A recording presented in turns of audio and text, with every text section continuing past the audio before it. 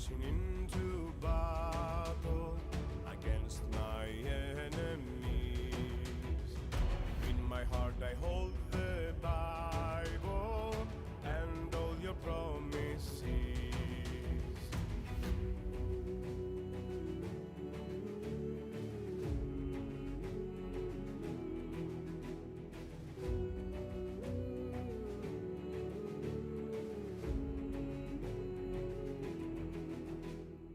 Evil works disappear, taken by your mighty flame. The enemy dread and fear when I invoke your name. You shut the mouth of lions, set Paul and Silas free. As David beat Goliath, you always win for me.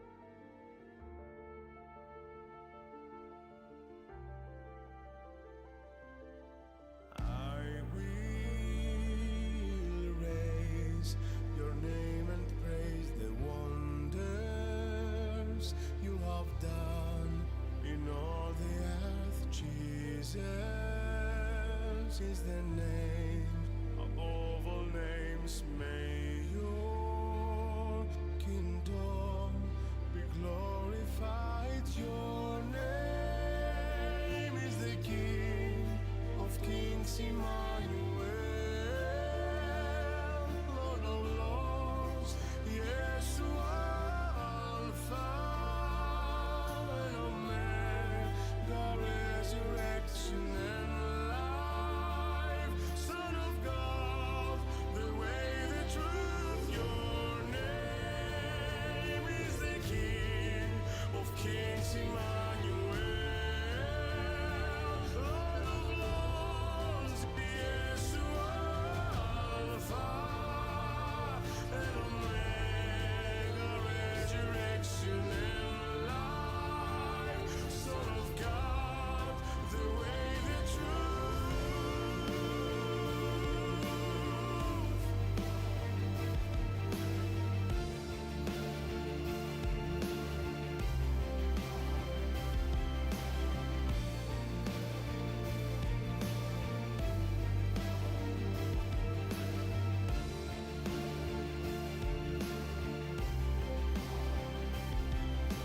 Your name is the King of Kings, Emmanuel, Lord of Lords, Yeshua, Alpha and Omega, resurrection and life, Son of God, King Jesus.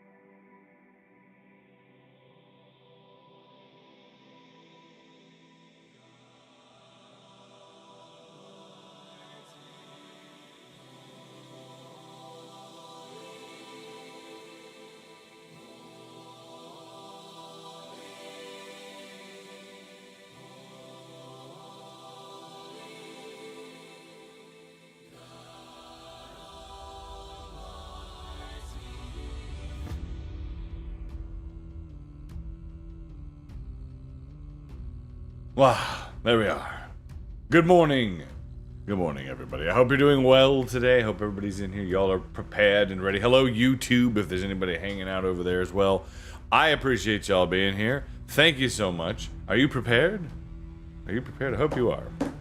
Hope you all have had a good night. Lots of rest and everything, and that you've had a great and glorious morning, as I have. I'm really honored that you guys are here. Let me see.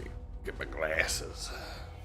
Not visual glasses, mind you. These are blue light blocking glasses. The helmet does it naturally, but when I'm reading, I gotta take the helmet off. Put these babies on. There we go, just so I don't blind myself with the screens. Let's see, but yeah, today we're gonna be reading. We're gonna be reading The Silver Chair. So we're gonna be continuing our story that we have begun on that. I hope it has been a marvelous time for you, along with all the other books that we've read. Thank you so much for being here. But first, let's see. We've got Sailor David. Well done. Congratulations, brother, on claiming first. That honor is yours. Uncle Dan has claimed second. Caffeinated Squirrel, a noble battle sister, has claimed third. And then Thunderbird Nix, yet another noble battle sister, followed by Golf Ghoulie, has claimed sorry, I don't know what that was. Fourth. And then the second fourth goes to Gulf. And then we have Baines with the strength train. Thank you, appreciate that. All right, Gulf is lurking, and then we have Kishu with the 3rd, 4th. So good to have you all here. I see Catherine Naomi with the lurk. Thank you, my dear. Always a pleasure to do business. I guess we'll get this out of the way. Anyway, strength train. So thank you. I need to shut all those off if we're gonna be doing. Bane's always showing up, prepared to remind me to shut off redeems because we can't be having all that going on when we're trying to read. Disgusting behavior, but we'll go ahead and knock it out anyway because it's early morning. It's good to do a little bit of exercise. Anyway, just so you guys know, let's take the glasses back off. Just so you guys know, and I'll catch up with chat as soon as we do these. So we're gonna do 30. Ready? 30 push-ups. So you guys know we were gonna be playing Super Battle Golf this evening. If you guys can hear me. There we go. Right down. But that got moved, so we're gonna do something else. 1, 2, 3, 4, 5, 6, 7, 8, 9, 10, 11, 12, 13, 14, 15, 16, 17, 18, 19, 20, 1, 2, 3, 4, 5, 6, 7, 8, 9, 30. Whew. I think it might be a bit before we get up to 40. But that's going good. All right. So that was 30 push-ups. So remember, when you're doing proper push-ups, should be hands right at your shoulder width. Your chest should touch the ground. Full extension. So we do them right. Take a sip of coffee. Coffee, the great hydrator. All right. Thank you, Baines. Talk for a second so I'm not all breathy when I'm reading. Anyway, say hello, David. Finally, yes. Fast as yours. Congratulations, Golfy. And back to sleep I go. Guys, make sure you check out Golf Ghoulie. She's an amazing sweetheart and a dear friend of the channel. You should absolutely check out her stream, by the way.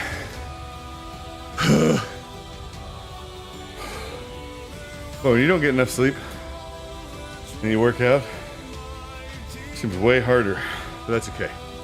That's not your fault. That's not your fault. That's the baby, the wee one. He likes to not sleep at night. My wife has the worst case of that, though, because she's the food, so you understand how it is. As the food, she's got to be up and everything. Not a chameleon. I believe you. Welcome in. Nice to see you. Welcome to the Legion. Honored to have you. Oh, all right, we're good. We're good. Good stretch. Strong like a bull, Rico. Yes, Baines, that's right. Well, good morning. Doki, it's good to see you. I was first. It was me. I don't know. The Redeems claim otherwise, but I believe you were here anyway. But it's good morning, Kishu. Good morning. Good morning. It's good to see you. Make sure you follow Kishu as well. If you guys haven't done so, she's amazing. She's right up there in the chat. Shopkeep says, hi, Rico. Hello. Hello. Are you prepared to be strong like bull? Already pretty strong. I don't know if I like bull, but we're doing good. We're doing good. 15 Marine Corps push-ups. We did 30. Always happy to help you with improvement of your health. I appreciate that, Baines. I do. I really do. Why is Kronk talking to me about proper push-ups?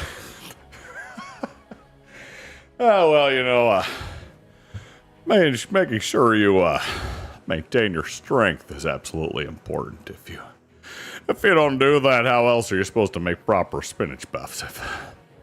You know, it's just the rules. I don't make them. Anyway, not a chameleon. Welcome in. I'm glad you're here. I'm glad you're here. I'm honored. I really am. So, just so you guys know, again, this goes for YouTube, everything. We were gonna play Super Battle Golf tonight with Maria, Grace, Desmo, Contron, and the Uber Marshal. But they had to reschedule because it looks like Maria and her husband are moving. So they need a little bit more time. You know, that's exactly what happened with us, too. Like, we thought we were going to be, like, packed up when we were moving down here to Florida from Georgia. We thought we were going to be, like, packed up. We'd done, like, a great job. We've been packing all week. And the day came, and we were like... It took us 2 full days of people just packing and throwing things into trucks for us to actually get down here. It was wild. I was like, are you kidding me? Like, how... I woefully underestimated that. But to be fair, me and my wife haven't moved in, like... It had been, like, 10 years. And then from then, it was from the apartment to the house. And we didn't have much stuff. So, you know, apparently, 10 years and living in a house with 3 children, you accumulate things. It's just how it goes.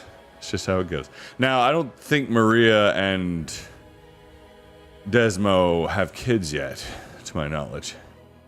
But that's their business, not mine. So who knows? Who knows? Still, you know, you gather things. You get it. Holy moly, that's a fantastic impression. Thank you. Not a chameleon, thank you. It's a lot of people say I naturally sound like Patrick Warburton.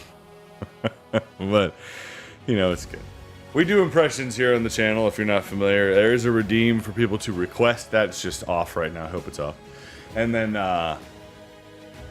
you know, we have fun. It's all shenanigans. It's all...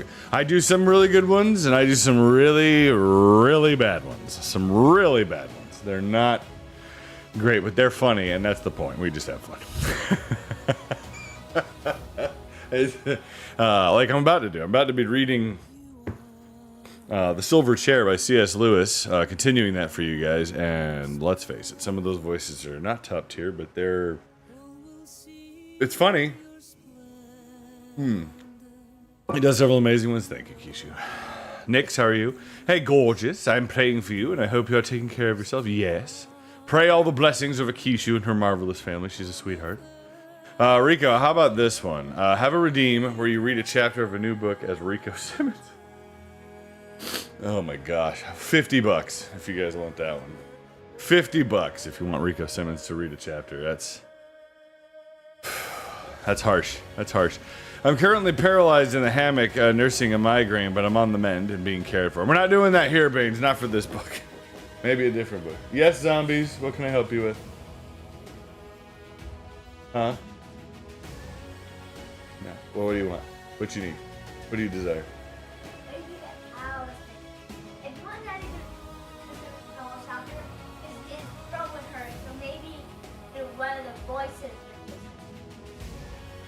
That's an excellent suggestion. Thank you. I'm not entirely sure what she said. Alright, shut the door, please. Thank you, bye. Okay, I'm currently paralyzed in the hammock nursing. Oh, yeah. I remember you saying. I'm sorry. I hope you feel better. Moving from house to house is a feat. I don't know how my parents managed it with me and my siblings. Indeed, we moved a lot when I was a child. You see, when I was in my younger years, I actually did a lot of the packing for them. We moved... My father was in the military, so we moved like every few years. Like he was a Marine. My Marine Corps career ended before we had children. I got out of the Marine Corps, and then me and my wife started having kids. I spared them that. That's how it goes. Get some good rest, hope you feel better. And on the sound alerts, he will do his real voice for 2 minutes, but it will cost $10. Oh man, everything reverses. Oh my gosh, what a nightmare, Uncle Dan. How dare you suggest such a thing? Disgusting behavior. Let's see. Yes, a different book. Yeah. Not paralyzed, paralyzed. I see. You've been captured by a cat. A cat in your lap. Yep. Now I have a toddler, so in Snuggle Child. Oh, you're gaining cuddles is what's going on there. You're gaining power in cuddles. Glorious. Glorious in all of its marvelous feats, indeed. But yeah, we're gonna read some Silver Chair. I have not decided what I'm gonna be playing this evening, but you're welcome to pop in and hang out later tonight. That'll be 8:30 EST. We'll be starting up stream. I don't know what we'll play. I have one volunteer so far to play something. That'd be Kayla. I know she's willing to play I'm trying to see who else is available as well, and we'll figure something out. I'm sure maybe we'll play Barotrauma, or who knows? The world is our oyster there, so I'm sure we can find something. But yeah, we'll figure it out. If you guys have any suggestions of what you'd like to see us play tonight, we totally can. Could just be Repo. I don't know. Who knows? Who knows? There's a lot of great choices. But we'll figure it out, and I'll post about it, let you guys know. But for now, it's not going to be Super Battle Golf, at least with the crew we were originally going to roll with this evening. But we are going to read Silver Chair today. We last left off at the beginning of Chapter 6. So we read all the way up to Chapter 5, and up until this point, not the Pevensies this time. In fact, Eustace... from Eustace Scrubb, who is from the Voyage of the Dawn Treader. He was the Pevensy's cousin. He got pulled into this world along with his, what we will call, friend, what was her name? Pauline, right? Jill Pole and Eustace Scrubb, who were at this horrible new school, got pulled into the world of Narnia by Aslan and sent on a quest. So if you guys are unfamiliar with the story in whole, just sit back and relax. I'll give you a brief explanation of what's going on. So up until this point, Caspian the 10th, who was Prince in the book Prince Caspian and Voyage of the Dawn Treader, and befriended Eustace and helped him become not so horrible of a person. Basically, they sailed to the very edge of the world, the utter east, in search of the islands and adventure unknown and Aslan himself, but most importantly, the 7 lords of Narnia, who Caspian's uncle, his evil uncle, Miraz, had sent away to get them out of the way so he could claim himself as king. Now, they wound up finding those 7 lords and all that happened, as you guys heard in the last book, but... beginning of this one, Eustace arrives in Narnia along with Jill. They've been sent on a mission by Aslan himself to find the king's missing son, Prince Rilian. So Prince Rilian has vanished. His mother was killed by a evil green serpent. And so he set out on a mission of vengeance, became bewitched by a green witch who we know to be the serpent and the witch are one and the same somehow. And Prince Rilian was never seen again. So years have gone by in Narnia. Now King Caspian is a very old man, and he is setting forth on the Dawn Treader once again with a crew. He just left right as Eustace and Jill arrived in Narnia at Cair Paravel. They had only managed to talk to him. They may have had good help, but the king set sail to the utter east because he had heard that Aslan had appeared in the Lonely Islands, and he wishes to entreat him as to who will be king of Narnia after him, because he has no heir, because his son is missing. But Jill and Eustace know that Prince Rilian is still alive because Aslan told them. So, instead of having Caspian's help, they've been given good counsel by the talking owls of Narnia, and they were delivered to a marsh wiggle, which is a type of kind of tall, scraggly people with dwarf-sized bodies but really long legs and long arms, to a particular marsh wiggle called Puddleglum. Puddleglum has volunteered to go with them on their quest to the north. Aslan gave the children 4 signs of which to follow and to find Rilian, and they're trying to follow those. They already muffed up the first one. They mixed it. They were supposed to talk to Caspian right away, and they didn't, or they couldn't. And so now they're moving on to the next sign that they're looking for, and Jill's trying to remember what all those are. So now Jill in this book is, they call her Pole. And a lot of times they'll call her Jill, but sometimes Eustace calls her Pole, and then they refer to Eustace as Scrubb, because that's his last name, and they're from the school. Or they just, like military style, they refer to each other by last names. So, we're going to start there at Chapter 6. So they've just met up with Puddleglum, And now they're going to head to the wild wastelands of the north. And the north is where the giants, the evil giants, who used to wage war against Narnia, lived. And even King Peter in his day, when he was High King of Narnia, waged war and defeated the giants utterly. Caspian in his day, as he was king, which he is king now, but in the early parts of his reign, he defeated the giants and they pay tribute to Narnia. But that does not mean that they're good. They're not good. They're just in the north, and they stay there, and they just kind of respect each other's borders and don't go anywhere near. So that's the main thing. That's where we're at. So those of you on YouTube, welcome in. Those of you on Twitch, settle in. Both of you, and prepare, and we shall begin. So Chapter 6 of The Silver Chair: Chronicles of Narnia by C.S. Lewis. At about 9 o'clock the next morning, 3 lonely figures might have been seen picking their way across the Shribble by the shoals and stepping stones. It was a shallow, noisy stream, and even Jill was not wet above her knees when they reached the northern bank. About 50 yards ahead, the land rose up to the beginning of the moor, and everywhere steeply and often in cliffs.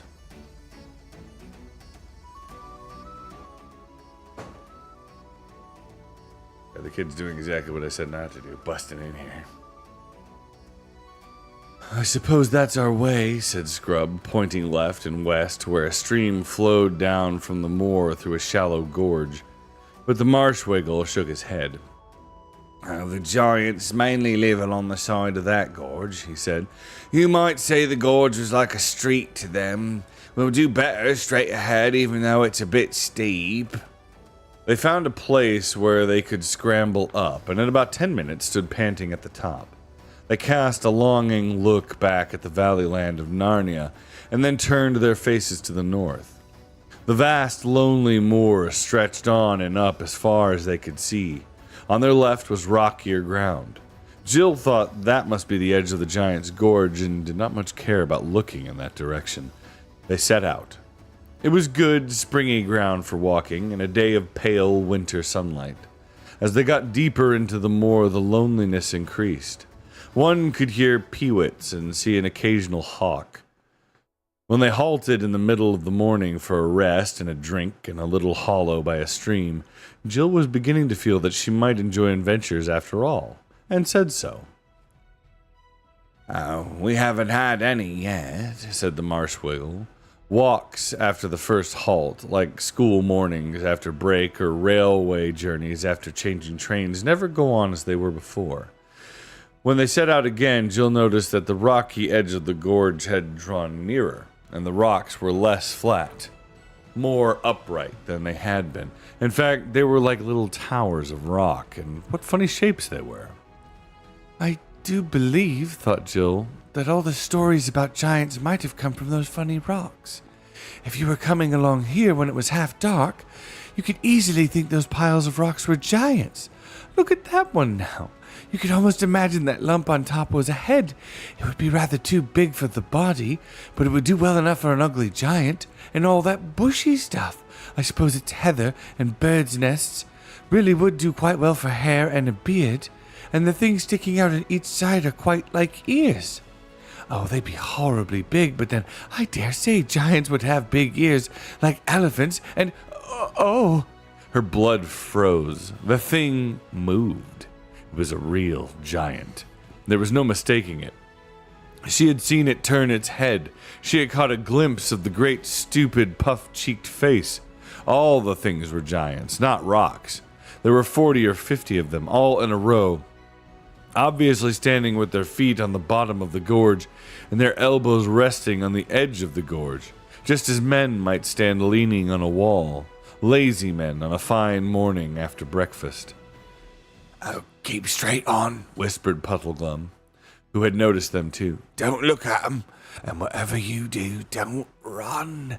They'd all be after us in a moment." So they kept on, pretending not to have seen the giants. It was like walking past the gate of a house where there is a fierce dog, only far worse. There were dozens and dozens of these giants.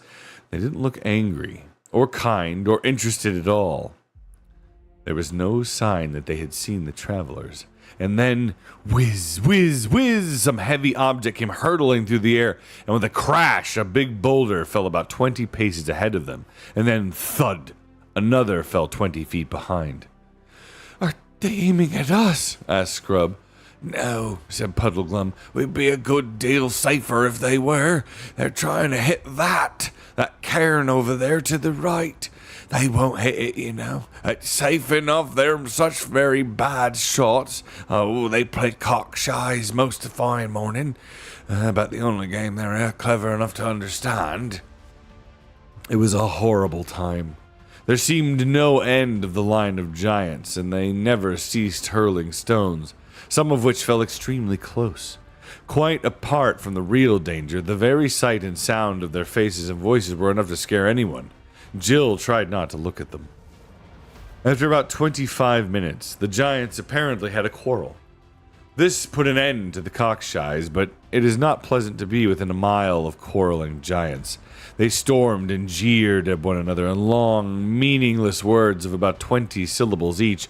They foamed and gibbered and jumped in their rage, and each jump shook the earth like a bomb. They lammed each other on the head with great, clumsy stone hammers, but their skulls were so hard that the hammers bounced off again, and then the monster who had given the blow would drop his hammer and howl with pain because it had stung his fingers. But he was so stupid that he would do exactly the same thing a minute later. This was a good thing in the long run, for by the end of an hour all the giants were so hurt that they sat down and began to cry. When they sat down, their heads were below the edge of the gorge, so that you saw them no more. But Jill could hear them howling and blubbering and boo-hooing like great babies, even after the place was a mile behind them. That night, they bivouacked on the bare moor, and Puddleglum showed the children how to make the best of their blankets by sleeping back to back. The backs keep each other warm, and you can then have both blankets on top. But it was chilly even so, and the ground was hard and lumpy.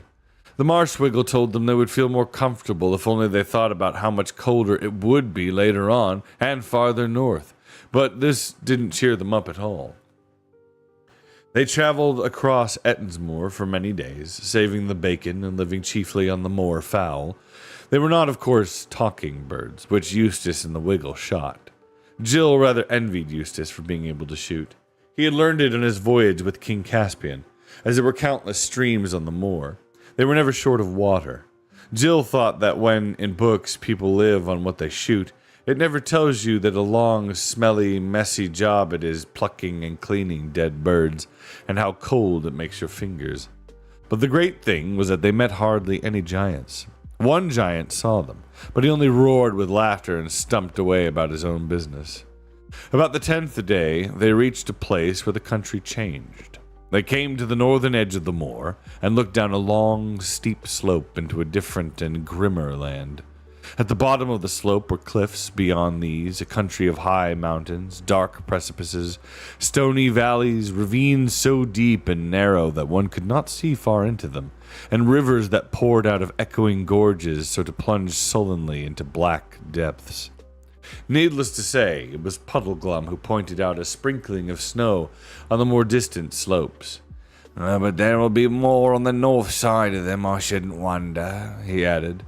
It took them some time to reach the foot of the slope, and when they did, they looked down from the top of the cliffs at a river running below them from west to east. It was walled in by precipices on far sides as well as on their own, and it was green and sunless, full of rapids and waterfalls. The roar of it shook the earth even where they stood. "Well, the bright side of it is," said Puddleglum, "that if we break our necks getting down the cliff, then we're safe from being drowned in the river." "What was that?" said Scrub, suddenly pointing upstream to their left.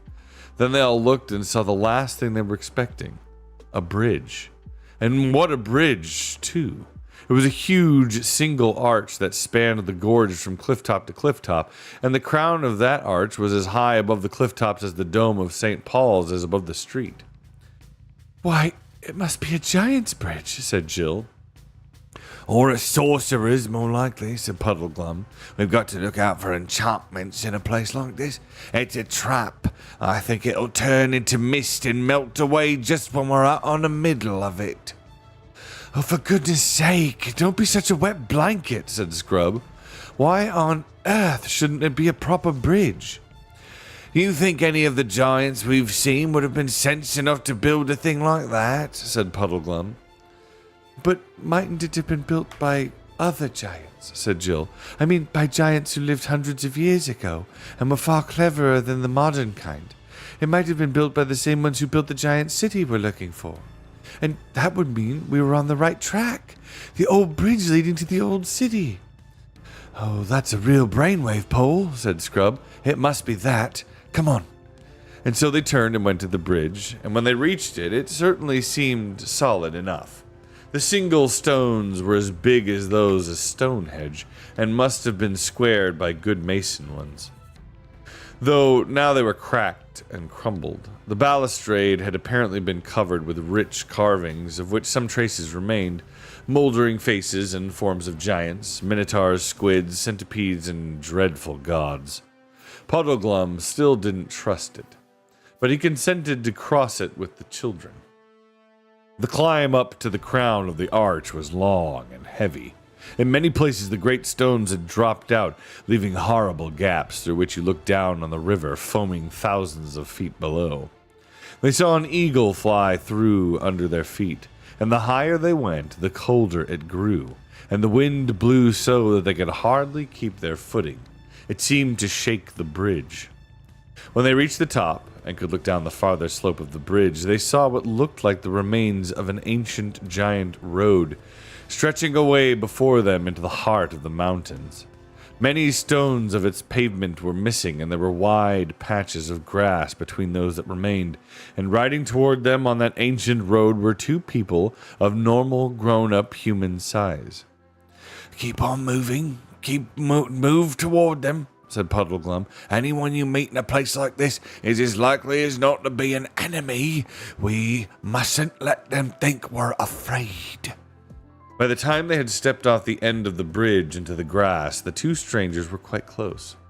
One was a knight in complete armor with his visor down. His armor and his horse were black. There was no device on his shield and no banneret on his spear. The other was a lady on a white horse. A horse so lovely that you wanted to kiss its nose and give it a lump of sugar at once. But the lady who rode side-saddled and wore a long, fluttering dress of dazzling green was lovelier still. "A good day, travelers," she cried out in a voice as sweet as the sweetest bird song, trilling her R's delightfully. "Some of you are young pilgrims to walk this rough waste." "Oh, that's may be, ma'am," said Puddleglum very stiffly and on his guard. "We're looking for the ruined city of the giants," said Jill. "The ruined city?" said the lady. "That is a strange place to be seeking. What will you do if you find it?" "Oh, well, we've got to," began Jill, but Puddleglum interrupted. "Begging your pardon, ma'am, but we don't know you, and we don't know your friend, a silent chap, isn't he? And you don't know us, and we'd as soon not talk to strangers about our business, if you don't mind. Shall we have a little rain soon, do you think?" The lady laughed, the richest, most musical laugh you can imagine. "Well, children," she said, "you have a wise, solemn old guide with you. I think none the worse of him for keeping his own counsel, but I'll be free with mine.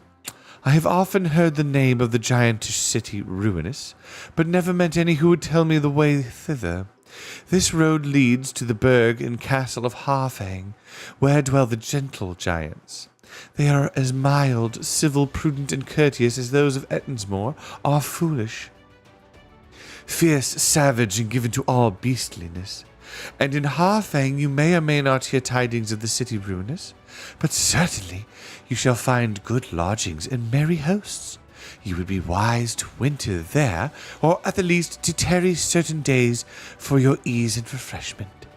There you shall have streaming baths, soft beds, and bright hearths, and the roast and baked and sweet and the strong will be on the table for days and time without count." "Oh, I say," exclaimed Scrub, "that's something like. Think of sleeping in a bed again, eh?" "Yes, and having a hot bath," said Jill. "Do you think they'll ask us to stay? We don't know them, you see."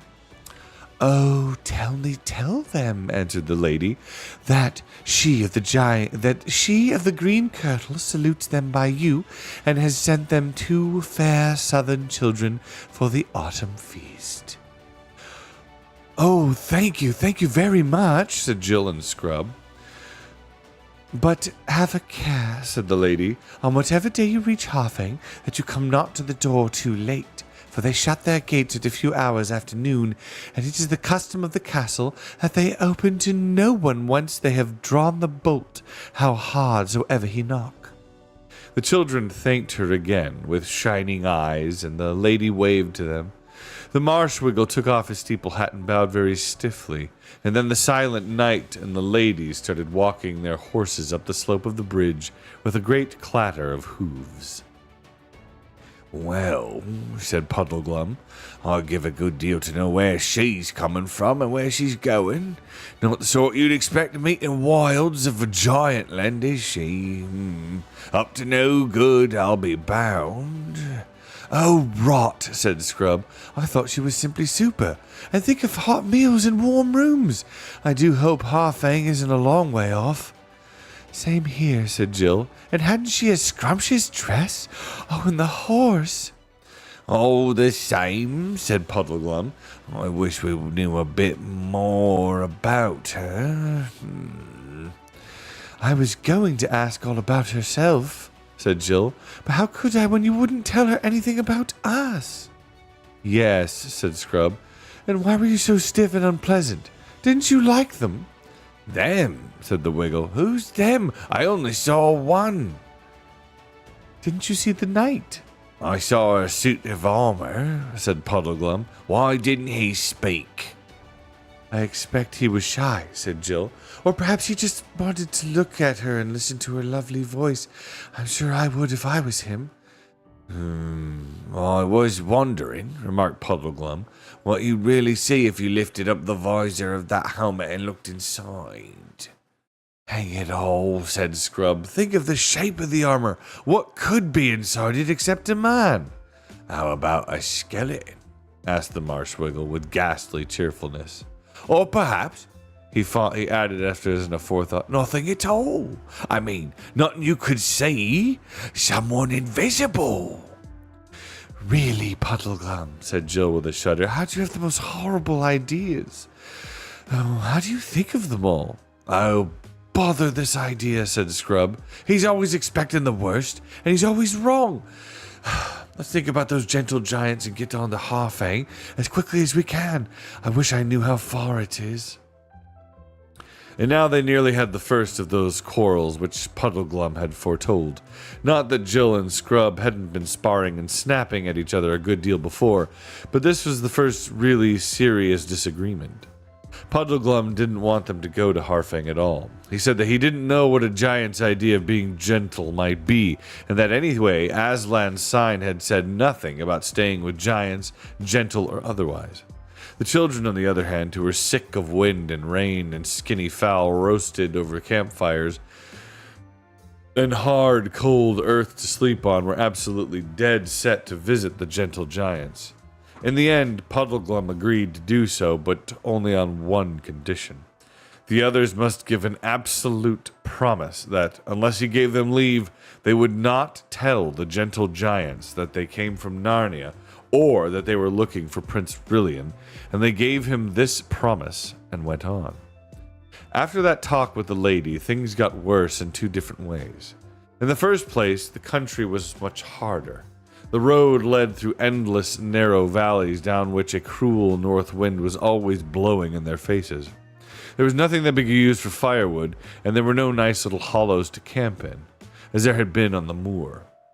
And the ground was all stony and made your feet sore by day and every bit of you sore by night. In the second place, whatever the lady had intended by telling them about Harfang, the actual effect on the children was a bad one.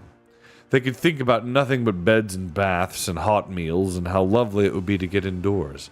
They never talked about Aslan or even about the Lost Prince now, and Jill gave up her habit of repeating the signs over to herself every night and morning.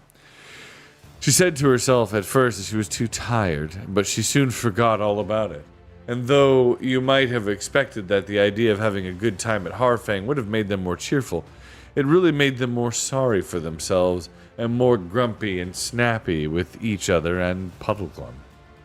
At last, they came one afternoon to a place where the gorge in which they were traveling widened out, and dark fir woods rose on either side. They looked ahead and saw that they had come through the mountains. Before them lay a desolate, rocky plain. Beyond it, further mountains capped with snow. But between them and those further mountains rose a low hill with an irregular, flattish top. "Look, look!" cried Jill, and pointed across the plain.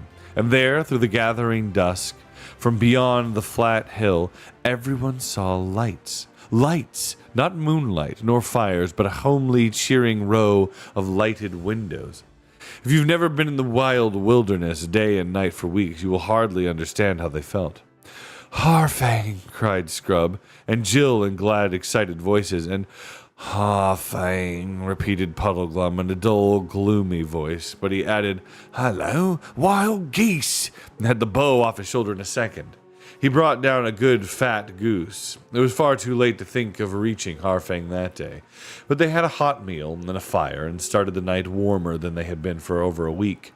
After the fire had gone out, the night grew bitterly cold, and when they woke the next morning, their blankets were stiff with frost. "Oh, never mind," said Jill, stamping her feet. "Hot baths tonight." Chapter 7. The Hill of the Strange Trenches. And hello, Crafty Kitty. Good to see you on YouTube. Welcome in. Hello, Thunderbird Nix. Thank you for getting a sip. So everybody might want to give a little stretch. Get a sip here. Here we go. And we shall continue. There is no denying it was a beast of a day overhead. It was a sunless sky, muffled in clouds that were heavy with snow, and underfoot a black frost blowing over it, a wind that felt as if it would take your skin off. When they got down into the plain, they found that this part of the ancient road was much more ruinous than any they had yet seen. They had to pick their way over great broken stones and between boulders and across rubble, hard going for sore feet.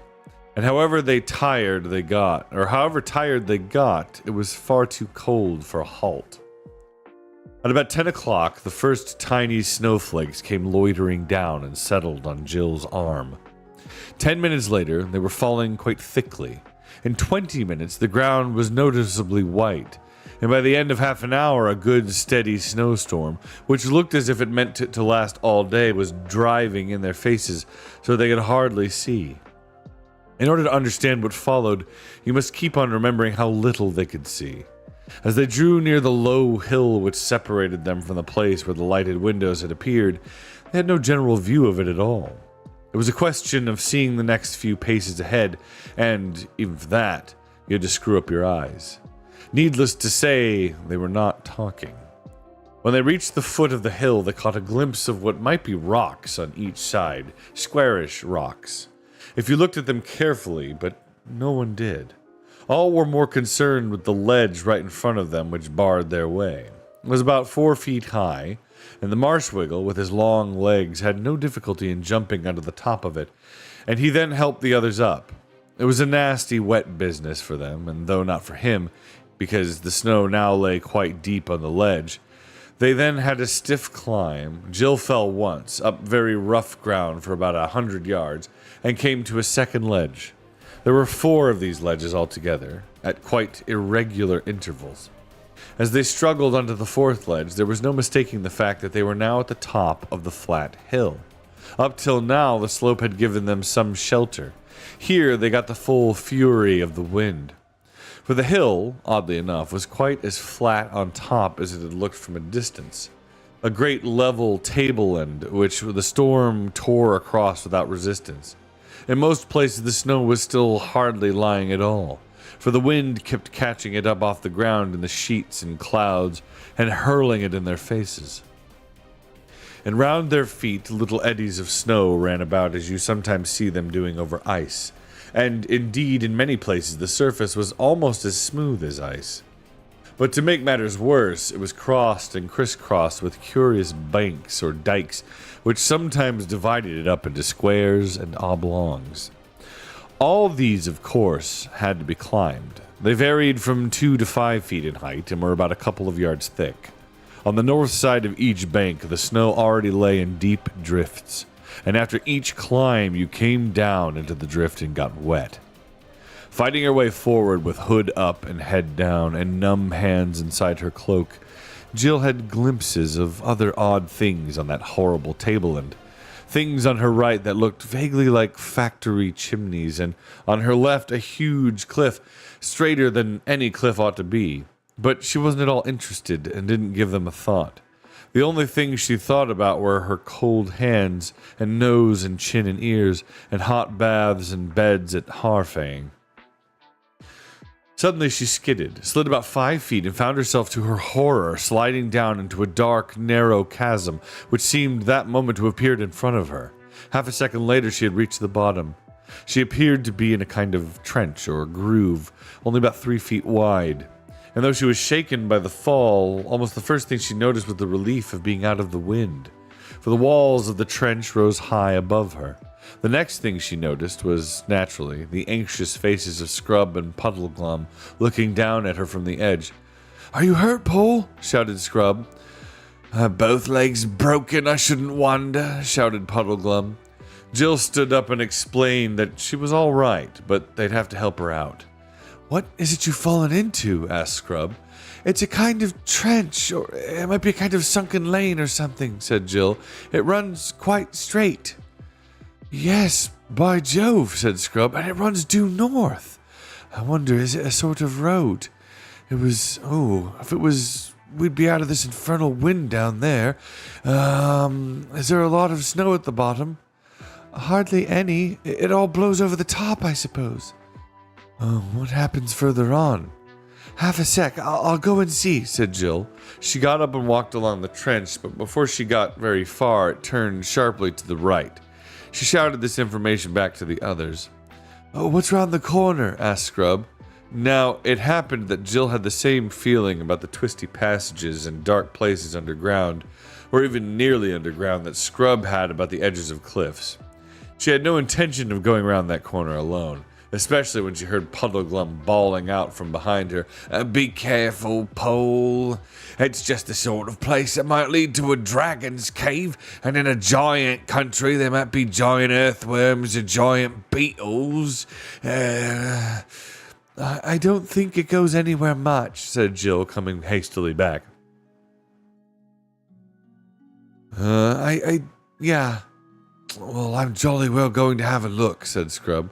"What do you mean by anywhere much? I should like to know." So he sat down on the edge of the trench. Everyone was too wet by now to bother about being a bit wetter, and then dropped in.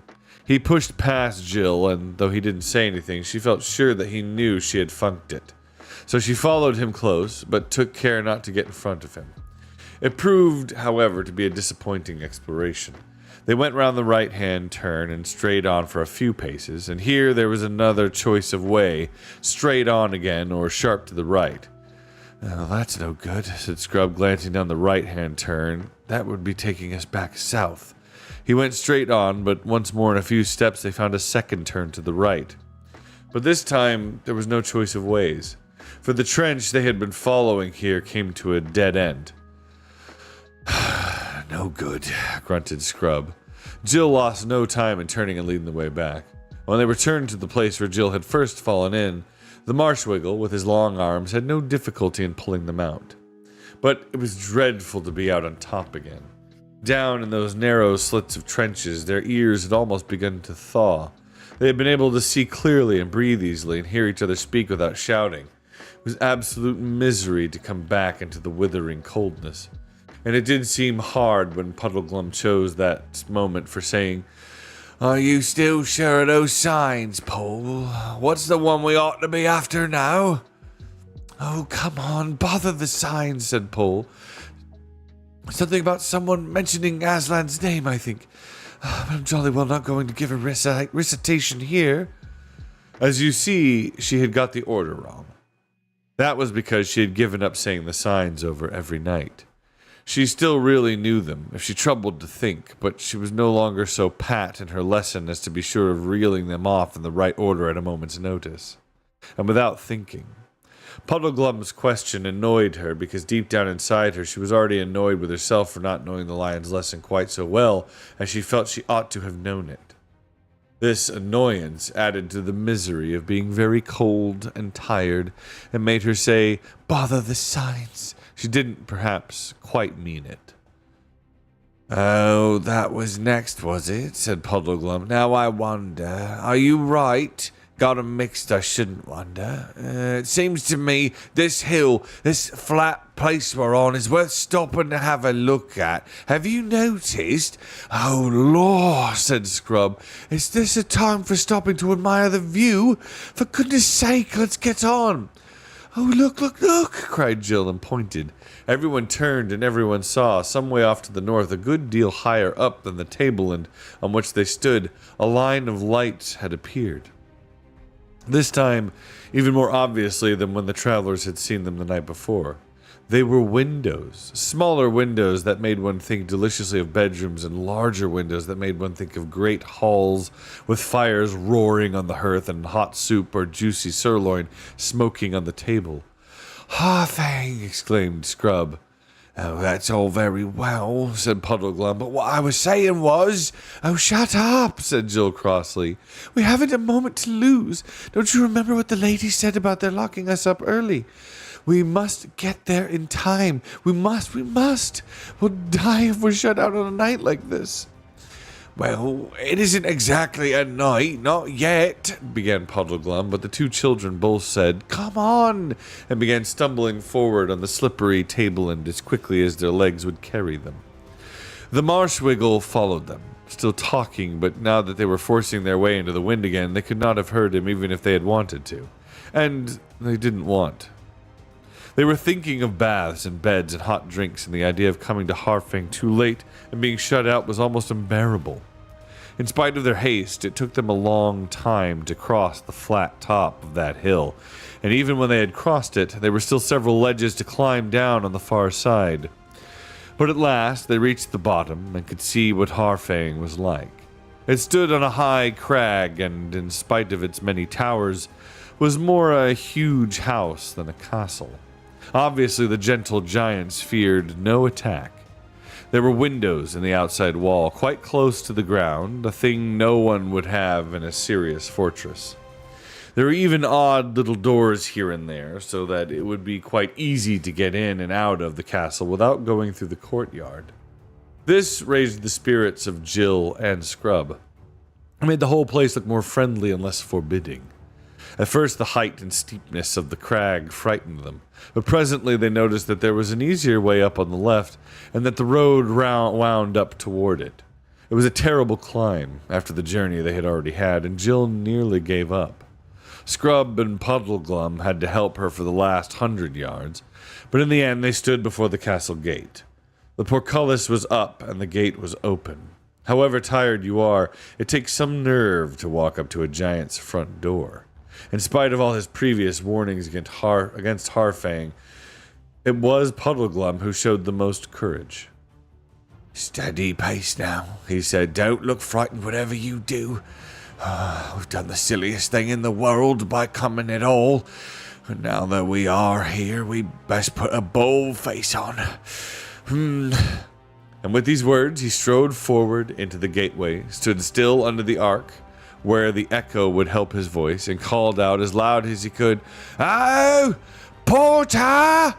Guests who seek lodging!" And while he was waiting for something to happen, he took off his hat and knocked off the heavy mass of snow which had gathered on its wide brim. "I say," whispered Scrub to Jill, "he may be a wet blanket, but he has plenty of pluck and cheek." A door opened, letting out a delicious glow of firelight, and the porter appeared. Jill bit her lip for fear she should scream. He was not a perfectly enormous giant. That is to say, he was rather taller than an apple tree, but nothing like so tall as a telegraph pole.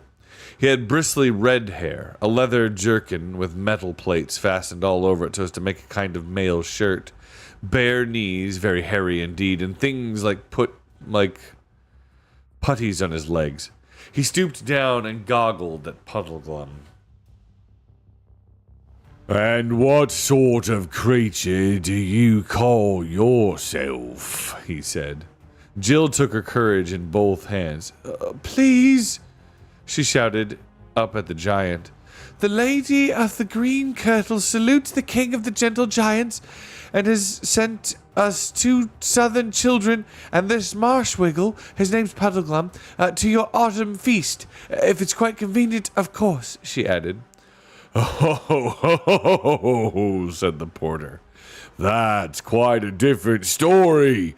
Come in, little people, come in. You best come into the lodge while I'm sending word to His Majesty." And he looked at the children with curiosity.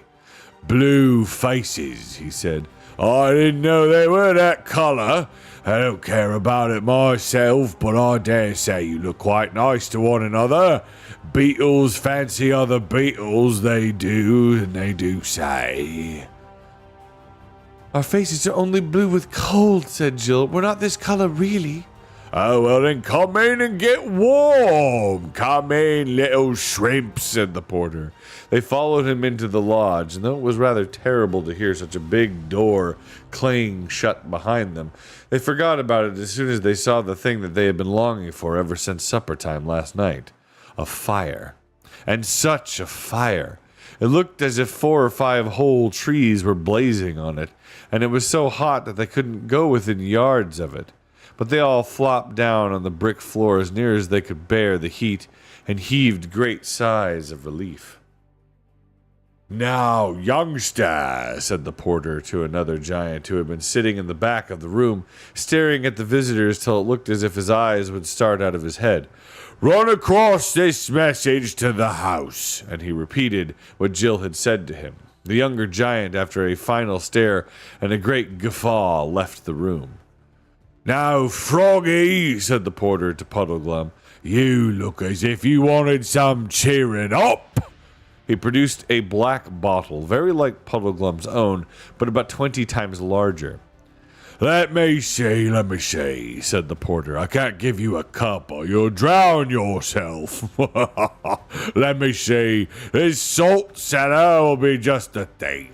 You needn't mention it over at the house. The silver will keep on getting over there, and it's not my fault." The tall cellar was not very like one of ours, but being narrower and more upright, and made quite a good cup for Puddleglum.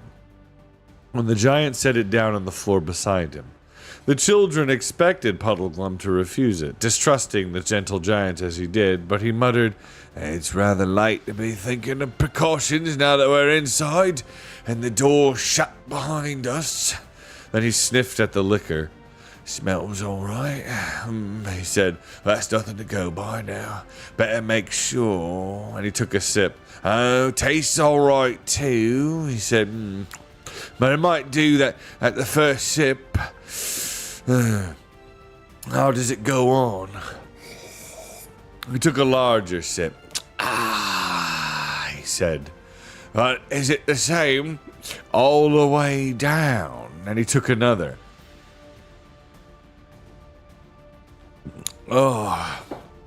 "There'll be something nasty at the bottom, I shouldn't wonder," he said, and finished the drink.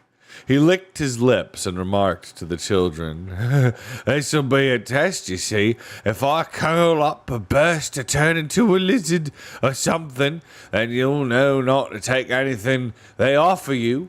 But the giant was too far up to hear the things Puddleglum had been saying under his breath, and roared with laughter and said, "Why, Froggy, you're a man. See him put it away." Not a man, a Marshwiggle," replied Puddleglum in a somewhat indistinct voice.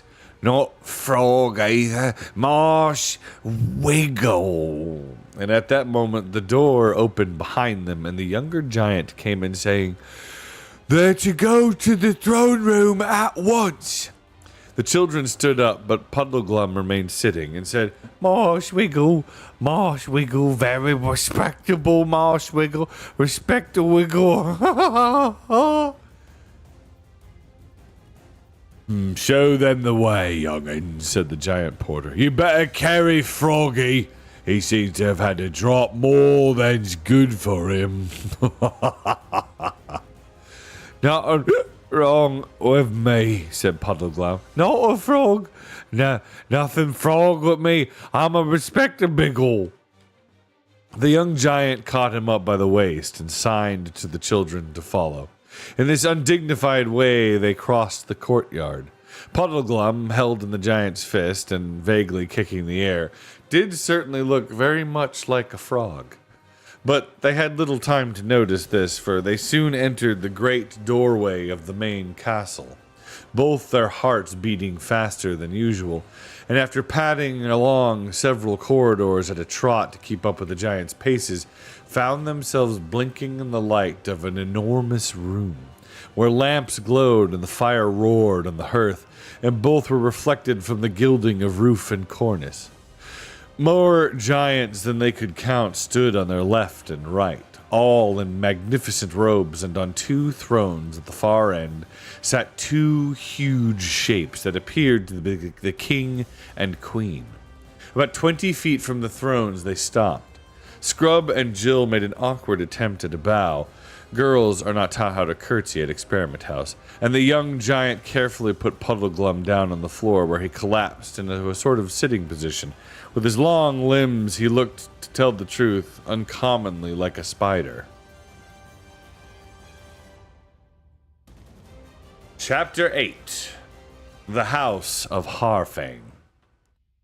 Well, go on, Paul, do your stuff, whispered Scrub. Jill found that her mouth was so dry that she couldn't speak a word. She nodded savagely at Scrub, thinking to himself that he would never forgive her, or Puddleglum either. Scrub licked his lips and shouted up to the giant king.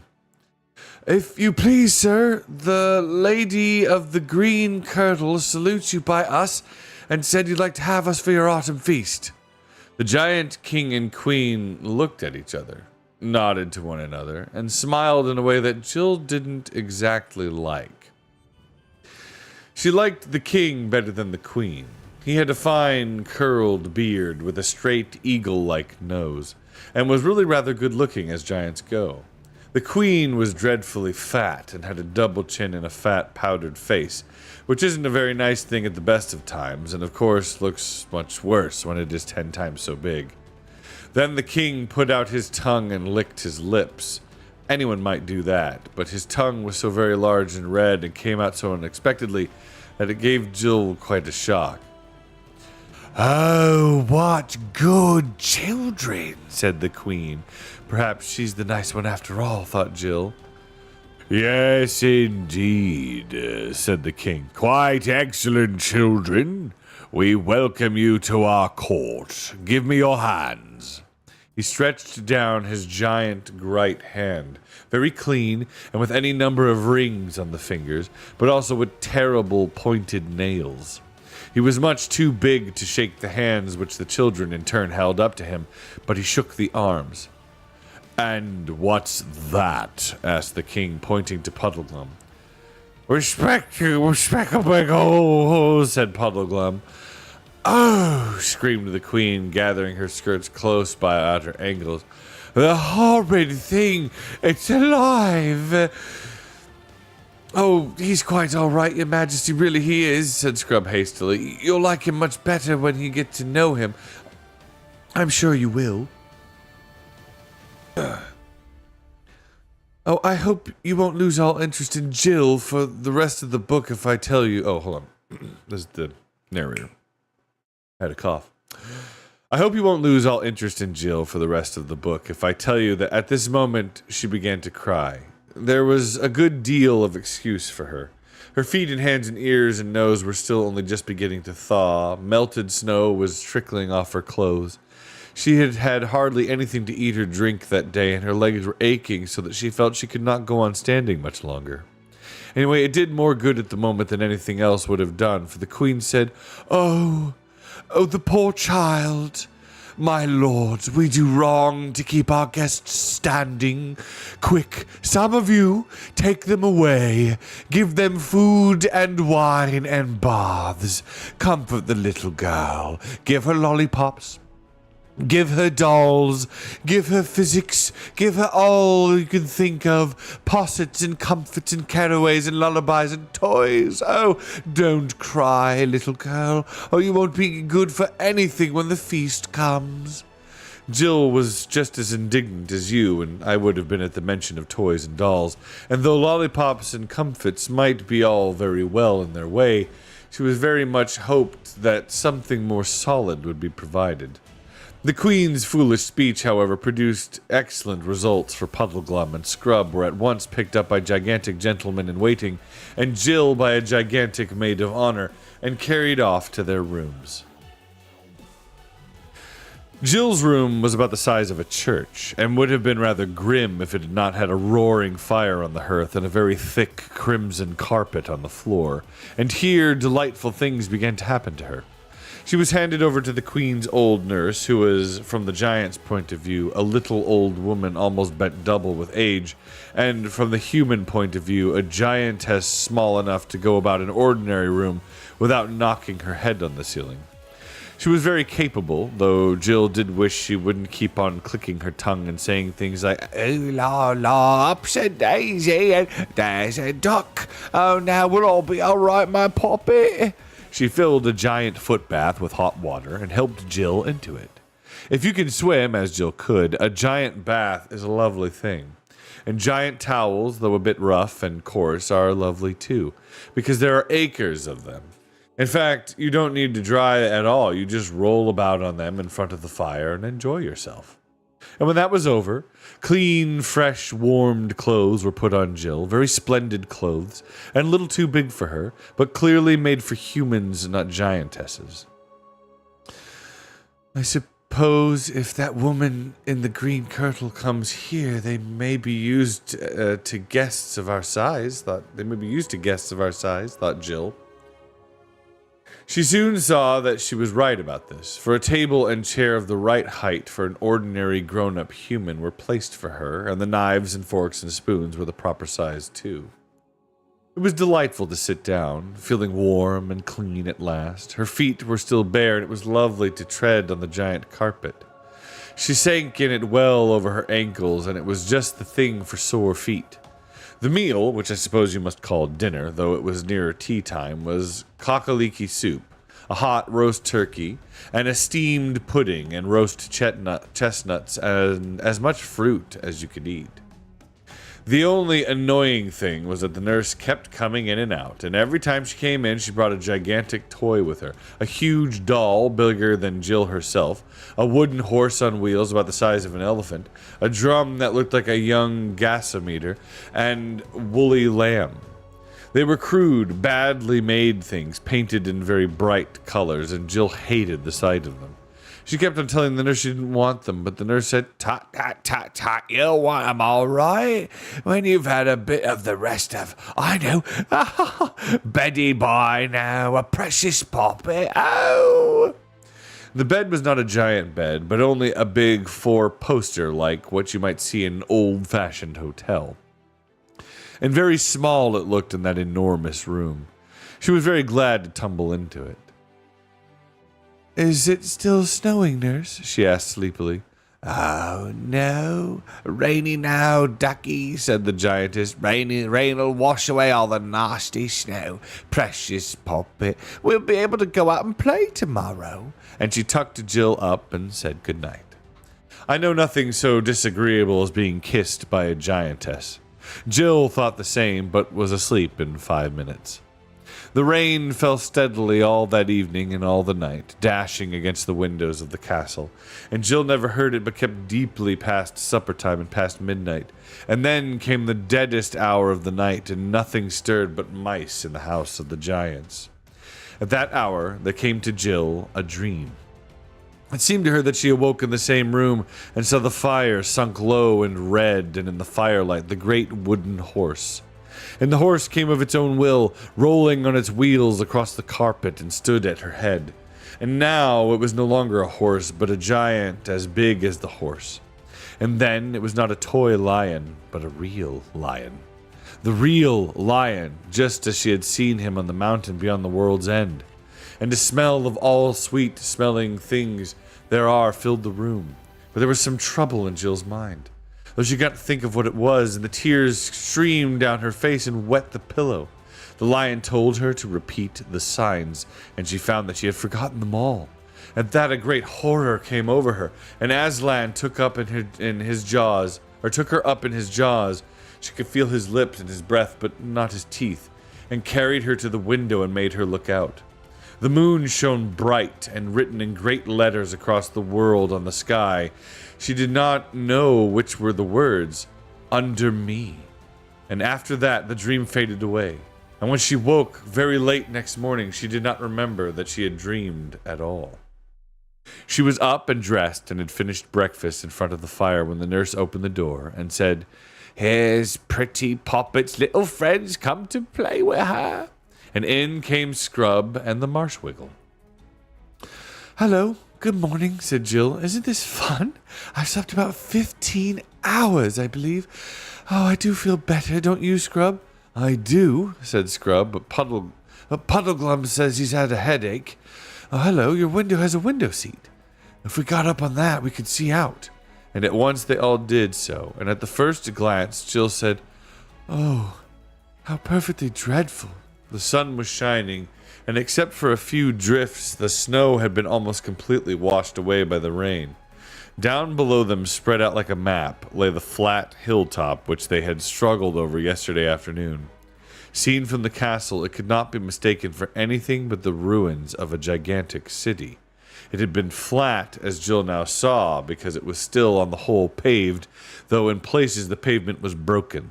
The criss-cross banks were what was left of the walls of huge buildings which might once have been giants' palaces and temples. One bit of wall, about 500 feet high, was still standing. It was that which she had thought was a cliff. The things that had looked like factory chimneys were enormous pillars broken off at unequal heights. The fragments lay at their bases like felled trees of monstrous stone. The ledges, which they had climbed down on the north side of the hill, and also, no doubt, the other ledges which they had climbed up on the south side, were the remaining steps of giant stairs. To crown all, in large, dark lettering across the center of the pavement, ran the words, "Under me." The three travelers looked at each other in dismay, and after a short whistle, Scrub said what they were all thinking. "The second and third signs muffed." And at that moment, Jill's dream rushed back into her mind. "It's my fault," she said in despairing tones. I'd given up repeating the signs every night. If I'd been thinking about them, I could have seen it was the city, even in all that snow." "Oh, I'm worse," said Puddleglum. "I did see it, or nearly. I thought it looked uncommonly like a ruined city. Oh, gosh." "You're the only one who isn't to blame," said Scrub. "You did try to make us stop." "I didn't try hard enough, though," said the Marshwiggle. "And I'd no call to be trying. I ought to have done it. And if I couldn't have stopped you two with one hand each." "The truth is," said Scrub, "we were so jolly keen on getting to this place that we weren't bothering about anything else. At least I know I was. Ever since we met the woman with the knight who didn't talk, we've been thinking about nothing else. We'd nearly forgotten about Prince Rillian." "I shouldn't wonder," said Puddleglum, "if that wasn't exactly what she intended." "What I don't quite understand," said Jill, "is how we didn't see the lettering. Or could it have come there since last night? Could Aslan have put it there in the night? I had such a queer dream." And she told them all about it. "Why, you chump," said Scrub, "we did see it. We got into the lettering, don't you see? We got into the letter E in me. Oh, that was your sunk lane. We walked along the bottom stroke of the E, due north, turned to our right along the upright, came to the other E to the right. Oh, that's the middle stroke, and then went on to the top left-hand corner. Or, if you like, the northeastern corner of the letter, and came back. Oh, like the bully idiots that we are. He kicked the window seat savagely and went on. So it's no good, Paul. I know what you were thinking because I was thinking the same. You were thinking how nice it would have been if Aslan hadn't put the instructions on the stones of the ruined city till after we'd passed it. And then it would have been his fault, not ours. So likely it isn't. No, we must just own up. We've only 4 signs to go by, and we've muffed the first 3. You mean I have, said Jill. Oh, it's quite true. I've spoiled everything ever since you brought me here. All the same, I'm frightfully sorry, and all that, and all the same. Well, what are the instructions? Under me doesn't make much sense. Oh, yes, it does, though, said Puddleglum. It means we've got to go look for the prince under that city. But how can we? Asked Jill. Oh, that's the question, Said Puddleglum, rubbing his big frog-like hands together. How do we now? No doubt if we'd had our minds on our job when we were at the ruinous city, we'd have been shown how. Found a little door or a cave or a tunnel. Met someone to help us. Might have been, oh, you never know, Aslan himself. We'd have got under those paved stones somehow or another. Aslan's instructions always work. There are no exceptions, but how to do it now, that's another matter. Well, we shall just have to go back, I suppose, said Jill. Easy, isn't it? Said Puddleglum.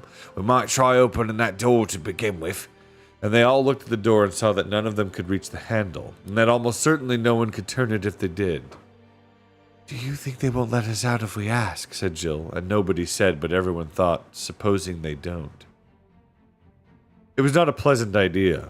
Puddleglum was dead against any idea of telling the giants their real business and simply asking to be let out, and of course the children couldn't tell them without his permission because they had promised.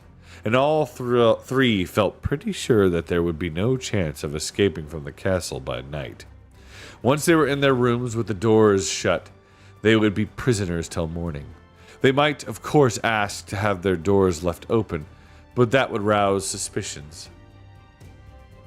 Our only chance, said Scrub, is to try to sneak away by daylight. Mightn't there be an hour in the afternoon when most of the giants are asleep? And if we could steal down into the kitchen, mightn't there be a back door open? Oh, it's hardly what I call a chance, said the Marshwiggle, but it's all the chance we're likely to get. As a matter of fact, Scrub's plan was not quite so hopeless as you might think.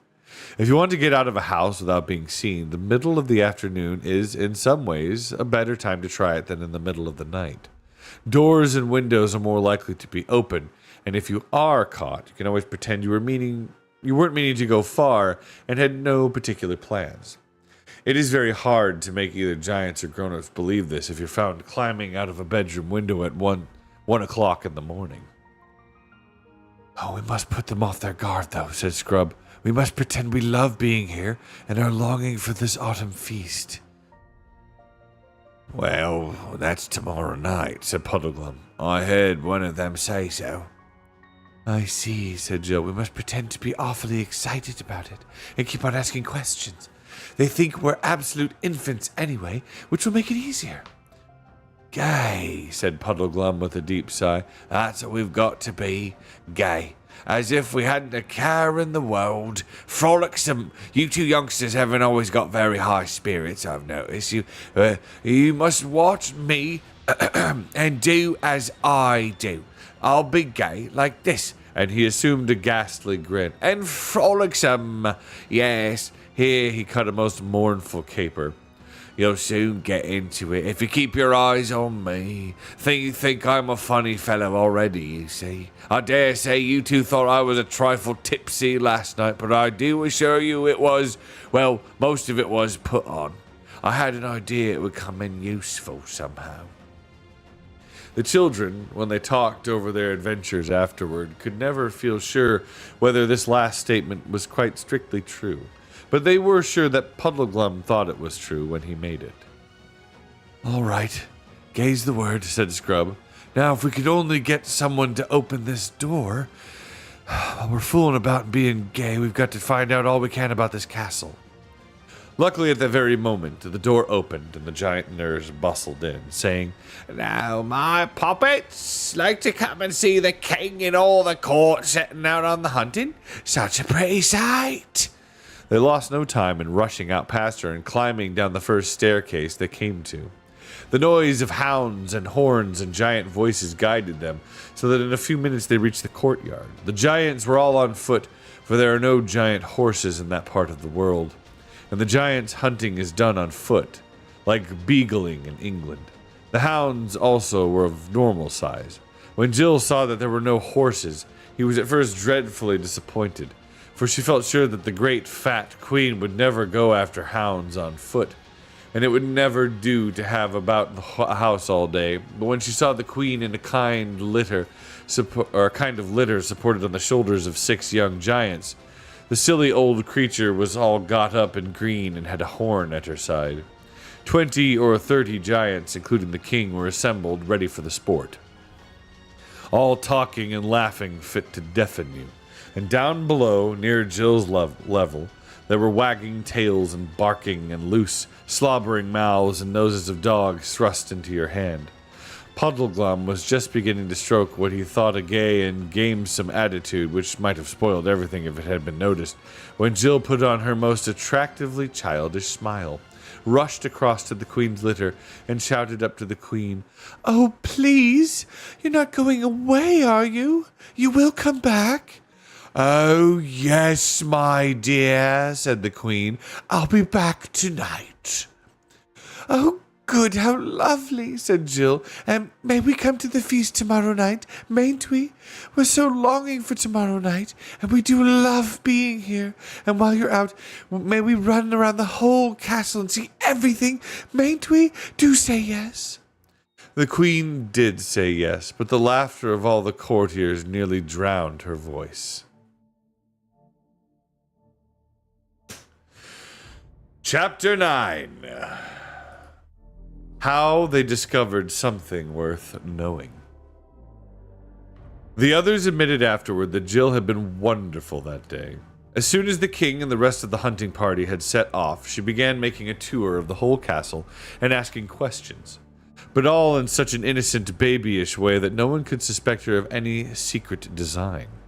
Though her tongue was never still, she could hardly say she talked. She prattled and giggled. She made loving sounds to everyone. The grooms, the porters, the housemaids, the ladies in waiting, and the elderly giant lords whose hunting days were past. She submitted to being kissed and pawed about by any number of giantesses, many of whom seemed sorry for her and called her a poor little thing, though none of them explained why. She made especial friends with the cook and discovered the all-important fact there was a scullery door which let you out through the outer wall, so that you did not have to cross the courtyard or pass the great gatehouse. In the kitchen, she pretended to be greedy and ate all sorts of scraps which the cook and scullions delighted to give her. But upstairs among the ladies, she asked questions about how she would be dressed for the great feast, and how long she would be allowed to sit up, and whether she would dance with some very, very small giant. And then it made her hot all over when she remembered it afterward. She would put her head on her side in an idiotic fashion which grown-ups, giants, and otherwise thought very fetching, and shake her curls and fidget and say, Oh, I do wish it was tomorrow night, don't you? Don't you think the time will go quickly till then?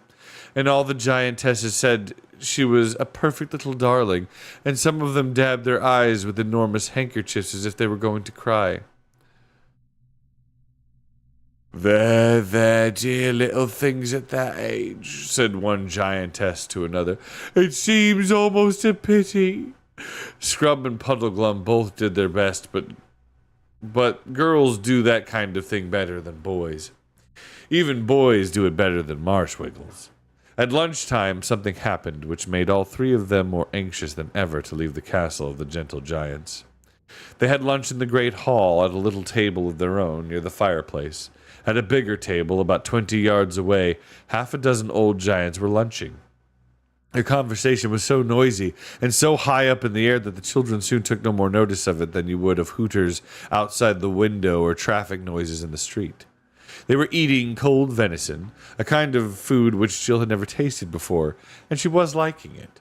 Suddenly, Puddleglum turned to them, and his face had gone so pale that you could see the paleness under the natural muddiness of his complexion. He said, Don't eat another bite. "What's wrong?" asked the other two in a whisper. Didn't you hear what those giants were saying? That's a nice tender haunch of venison, said one of them. Then that stag was a liar, said another. Why, said the first one. Oh, said the other. They say that when he was caught, he said, Don't kill me, I'm tough. You won't like me. And for a moment, Jill did not realize the full meaning of this. But she did when Scrub's eyes opened wide with horror and he said, So we've been eating a talking stag?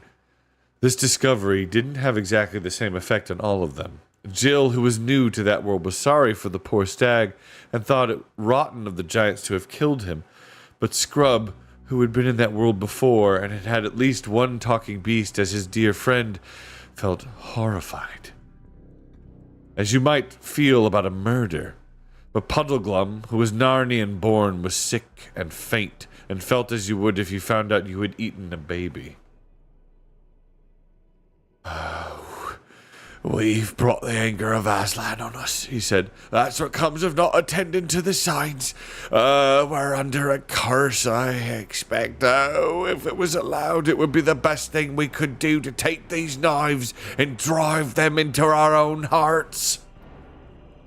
And gradually, even Jill came to see it from his point of view. At any rate, none of them wanted any more lunch, and as soon as they thought it safe, they crept quietly out of the hall. It was now drawing near to that time of the day on which their hopes of escape depended, and all became nervous. They hung about in passages and waiting for things to become quiet. The giants in the hall sat on a dreadfully long time after the meal was over. The bald one was telling a story.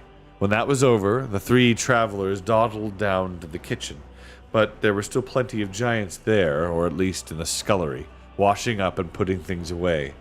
It was agonizing waiting till these finished their job and one by one wiped their hands and went away.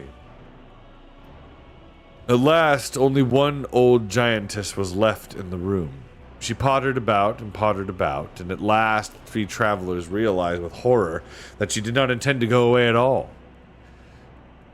Well, my dearies, she said to them, that job's about through.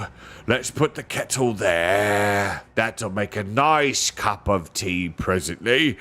Now, can I have a little bit of rest? Just look into the scullery like good papa to tell me if the back door is open.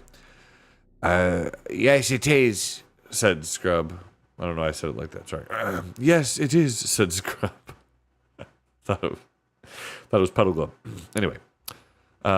Yes, it is, said Scrub. Oh, that's right. I always leave it open so as Puss can get in and out, the poor thing. Then she sat down on one chair and put her feet up on another. I don't know as I might have 40 winks, said the giantess. If only that blamey hunting party doesn't come back too soon. All their spirits leapt up when she mentioned 40 winks and flopped down again when she mentioned the return of the hunting party. When do they usually come back? Asked Jill. Oh, you never can tell, said the giantess. But there, go and be quiet for a bit, my dearies. They retreated to the far end of the kitchen and would have slipped out into the scullery there, and then, if the giantess had not sat up, opened her eyes, and blushed away a fly. Don't try it till we're sure she's really asleep, whispered Scrub, or it'll spoil everything. So they all huddled at the kitchen end, waiting and watching. The thought that the hunters might come back at any moment was terrible, and the giantess was fidgety. Whenever they thought she had really gone to sleep, she moved. I can't bear this, thought Jill. To distract her mind, she began looking about her. Just in front of her was a clean, wide table with 2 clean pie dishes on it and an open book. They were giant pie dishes, of course, and Jill thought that she could lie down just comfortably in one of them. And then she climbed up on the bench beside the table to look at the book. And she read. Mallard. The delicious bird can be cooked in a variety of ways. It's a cookery book, thought Jill without much interest, and glanced over her shoulder. The giantess's eyes were shut, but she didn't look as if she were properly asleep. Jill glanced back at the book. It was arranged alphabetically, and at the very next entry her heart seemed to stop beating. It ran, Man. This elegant little biped has long been valued as a delicacy. It forms a traditional part of the autumn feast and is served between the fish and the joint. Each man, but she could not bear to read any more. She turned round, and the giantess had waked up and was having a fit of coughing. Jill nudged the other two and pointed to the book. They all mounted the bench and bent over the huge pages. Scrub was still reading about how to cook men when Puddleglum pointed to the next entry below it. It was like this. Marshwiggle. Some authorities reject this animal altogether as unfit for giants' consumption because of its stingy consistency and muddy flavor. The flavor can, however, be greatly reduced if... Jill touched his feet and Scrub's gently. All three looked back at the giantess. Her mouth was slightly open, and from her nose there came a sound which at that moment was more welcome to them than any music. She snored, and now it was a question of tiptoe work. Not daring to go too fast, hardly daring to breathe, out through the scullery, giant sculleries smell horrid, and out at last into the pale sunlight of a winter afternoon. They were at the top of a rough little path, which ran steeply down, and thank heavens on the right side of the castle. The city ruinous was in sight. In a few minutes, they were back on the broad, steep road which led down from the main gate of the castle. They were also in full view from every single window on that side. If it had been one or two or five windows, there'd be a reasonable chance that no one might be looking out. But there were nearly 50 than 5. They now realized, too, that the road on which they were, and indeed all the ground between them and the ruinous city, didn't offer as much cover as would hide a fox. It was all coarse grass and pebbles and flat stones. To make matters worse, they were now in the clothes that the giants had provided for them last night, except Puddleglum, whom nothing would fit. Jill wore a vivid green robe rather too long for her, and over that a scarlet mantle fringed with white fur. Scrub had scarlet stockings, blue tunic and cloak, a gold-hilted sword, and a feathered bonnet. Nice bits of colour you two are, muttered Puddleglum. Show up very prettily on a winter day. The worst archer in the world couldn't miss either of you if you were in range. Talking of archers, we'll be sorry not to have our own bows before long, I shouldn't wonder. Bit thin, too, those clothes of ours, are they? Yes, I'm freezing already, said Jill. A few minutes later, when they had been in the kitchen, she had thought that if only they could once get out of the castle, their escape would be almost complete. She now realized that the most dangerous part of it was still to come. Steady, steady, said Puddleglum. Don't look back. Don't walk too quickly. Whatever you do, don't run. Look as if we're just taking a stroll, and then, if anyone sees us, he might just possibly not bother, and then the moment we look like people running, we're done. The distance of the city ruinous seemed longer than Jill would have believed possible. Bit by bit, they were covering it. Then came a noise. The other two gasped. Jill, who didn't know what it was, said, "What's that?" Hunting horns, whispered Scrub. But don't run even now, said Puddleglum. Not till I give the word. This time, Jill couldn't help glancing over her shoulder. There, about half a mile away, was the hunt returning from behind them on the left. They walked on. Suddenly, a great clamor of giant voices arose, then shouts and hollers. All right, they've seen us. Run! Said Puddleglum. Jill gathered up her long skirts, horrible things for running in, and ran. There was no mistaking the danger now. She could hear the music of the hounds. She could hear the king's voice roaring out, After them, or we'll have no man pies tomorrow." She was last of the three now. cumbered with her dress, slipping on loose stones, her hair getting in her mouth, running pains across her chest. The hounds were much nearer. Now she had to run uphill, up the stony slope which led to the lowest step of the giant stairway. She had no idea what they would do when they got there, and how they would be any better off even if they reached the top. But she didn't think about that. She was like a hunted animal now. As long as the pack was after her, she must run till she dropped. The Marshwiggle was ahead. As he came to the lowest step, he stooped, looked a little to his right, and all of a sudden darted into a little hole or crevice at the bottom of it. His long legs disappearing into it looked very like those of a spider. Scrub hesitated, then vanished after him. Jill, breathless and reeling, came to the place about a minute later. It was an unattractive hole, a crack between the earth and the stone about 3 feet long and hardly more than a foot high. You had to fling yourself flat on your face and crawl in. You couldn't do it so very quickly either. She felt sure that a dog's teeth would close on her heel before she got inside. Quick, quick! Stones! Fill up the opening!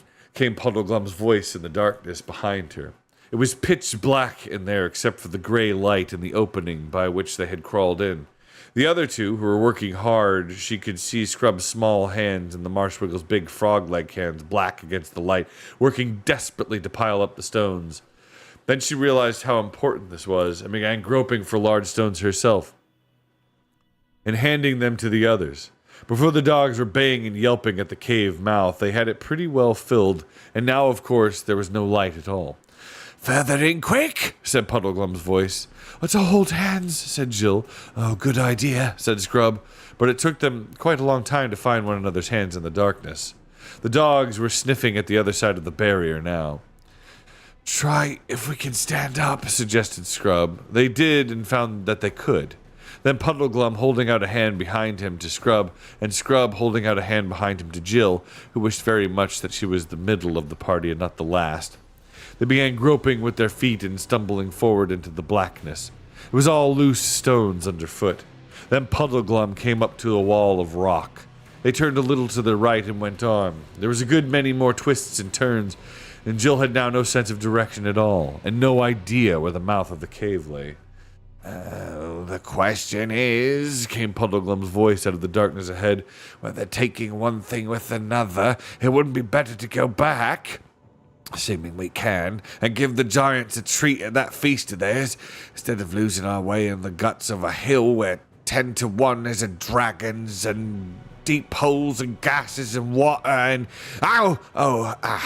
let's go. Save yourselves. And after all, it happened quickly. There was a wild cry, a swishing, dusting, gravelly noise, a rattle of stones, and Jill found herself sliding, hopelessly sliding, and sliding quicker every moment, down a slope that grew steeper every moment. It was not a smooth, firm slope, but a slope of small stones and rubbish. Even if you could have stood up, it would have been no use. Any bit of that slope you had put your foot on would have slid away from under you and carried you down into it. But Jill was more lying than standing, and the farther they all slid, the more they disturbed all the stones and earth, so that the general downward rush of everything, including themselves, got faster and louder and dustier and dirtier. From the sharp cries and the swearing of the other two, Jill got the idea that many of the stones were hitting Scrub and Puddleglum pretty hard. And now she was going at a furious rate and felt sure she would be broken to bits at the bottom. Yet, somehow they weren't. They were a mess of bruises, and the wet, sticky stuff on her face appeared to be blood, and such a mass of loose earth, shingle, and larger stones was piled up round her, and partly over her, that she couldn't get up. The darkness was so complete that it made no difference at all whether you had your eyes open or shut. There was no noise, and that was the very worst moment Jill had ever known in her life. Supposing she was alone, supposing the others, and then she heard the movements around her, and presently all three, in shaken voices, were explaining that none of them seemed to have broken any bones. We can never get up that again, said Scrub's voice. Oh, and have you noticed how warm it is? Said the voice of Puddleglum. That means we're a long way down. Might be nearly a mile. No one said anything. Some time later, Puddleglum added, My tinderbox is gone. After another long pause, Jill said, I'm terribly thirsty. No one suggested doing anything. There was so obviously nothing to be done. For the moment, they did not feel it quite so badly as one might have expected. That was because they were so tired. Long afterward, without the slightest warning, an utterly strange voice spoke. They knew at once that it was not the one voice in the whole world for which each had secretly been hoping, the voice of Aslan. It was a dark, flat voice, almost, if you know what that means, a pitch-black voice. It said, What makes you here, creatures of the overworld? And that is the end of chapter 9. Darminius, my lord, it's good to see you, battle brother. Welcome to the Heavenly Legion, all of you glorious and worthy brothers and sisters. I am extremely honored that you're here. How was your stream? I hope it was fabulous. I'm sorry for not responding right away. Once you arrived, we're reading The Chronicles of Narnia, The Silver Chair. So I hope you guys are enjoying the book so far. If we're on chapter 10. This or the next one might be the last one that we're doing. I like your voices. Thanks, Darminius. I appreciate that. Stream was good. What were you doing? Yeah, it's good to have you guys. Make sure you follow Darminius. He is a noble and very kind battle brother in Christ and very worthy of your time. I would suggest giving him a follow and blessing him with the same marvelous fellowship that he has shown us. I am honored to the extreme, my lord. I really am. You're all good. I understand. No, thanks. I appreciate that. I appreciate that consideration. But yeah, we're reading The Silver Chair by C.S. Lewis. Excuse me, which is the sixth book in the Narnia series and the second to last. So after this one is done, next week we're going to be picking up The Last Battle, which is the final book of Narnia. So we should, I imagine, we're going to read again tomorrow morning, and we should, if I've factored it right, be done with the book tomorrow. So we should finish it up tomorrow. So if you guys are looking forward to hearing the rest, that'll be tomorrow. But if you guys are interested in listening to more, we are on chapter 10. We are on chapter 10. We're probably going to read one, maybe two more chapters after this and then be done for the day. But sit back, relax, get yourself a drink, settle in, enjoy your morning. A little bit of classic Narnia. And I will do my best to serve you. I played some Link to the Past, beat the 5th dungeon, and got the 3rd upgrade for my sword. Fabulous. Fabulous. That's a great game. I love that game. One of my favorite Zeldas, honestly, is Link to the Past. I always liked using the Bombos spell, you know what I mean? The one from, that you get from the, what was it? The, like, kind of statue, you know what I mean? It's like the fire spell. It was always fun to me. Just like, Bombos! And then it just, like, erupts fire in every direction. So great. So great. You got that today, too? Nice. Yeah, it's probably my favorite one. It's a great game. It's a great game. Like, there's just so much to find and do, and all the bosses are pretty fun, and I enjoy it. I enjoy it very much. I do. But if you guys are chill and you're ready to go on, we shall continue. We shall continue in glory. Yeah. So, chapter 10, The Silver Chair, Travelers Without Sun. Travelers Without Sun. Who's there? Shouted the 3 travelers. I am the warden of the marshes of Underland, and with me stand 100 Earthmen in arms, came the reply. Tell me quickly who you are, and what is your errand in the deep realm. We fell down by accident, said Puddleglum, truthfully enough. Many have fallen down, and few return to the sunlit lands, said the voice. Make ready now to come with me to the Queen of the Deep Realm. What does she want with us? Asked Scrub cautiously. I do not know, said the voice. Her will is not to be questioned, but obeyed. While he said these words, there was a noise like a soft explosion, and immediately a cold light, gray with a little blue in it, flooded the cavern. All hope that the speaker had been idly boasting when he spoke of his 100 armed followers died at once. Jill found herself blinking and staring at a dense crowd. They were all of the size, from little gnomes barely a foot high to stately figures taller than men. All carried three-pronged spears in their hands, and all were dreadfully pale, and all stood as still as statues. Apart from that, they were very different. Some had tails and others not. Some wore great beards and others had very round, smooth faces, big as pumpkins. Some were long, pointed, There were long, pointed noses and long, soft noses like small trunks and great blobby noses. Several had single horns in the middle of their foreheads, but in one respect they were all alike. Every face in the whole 100 was as sad as a face could be. They were so sad that, after the first glance, Jill almost forgot to be afraid of them. She felt she would like to cheer them all up. Well, said Puddleglum, rubbing his hands, this is just what I needed. If these chaps don't teach me to take a serious view of life, I don't know what will. Look at that fellow with the walrus mustache, or that one with the... Get up, said the leader of the Earthmen. There was nothing else to be done. The three travelers scrambled to their feet and joined hands. One wanted the touch of a friend's hand at a moment like that, and the Earthmen came all round them, padding on large, soft feet, on which some had 10 toes, some 12, and others none. March, said the warden, and march they did. The cold light came from a large ball on top of a long pole, and the tallest of the gnomes carried this at the head of the procession. By its cheerless rays, they could see that they were in a natural cavern. The walls and roof were knobbed, twisted, and gashed into 1,000 fantastic shapes, and the stony floor sloped downward as they proceeded.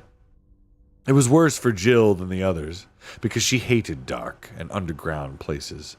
And when, as they went on, the cave got lower and narrower, and when at last the light-bearer stood aside, and the gnomes, one by one, stooped down, all except the very smallest ones, and stepped into a little dark crack and disappeared, she felt she could bear it no longer.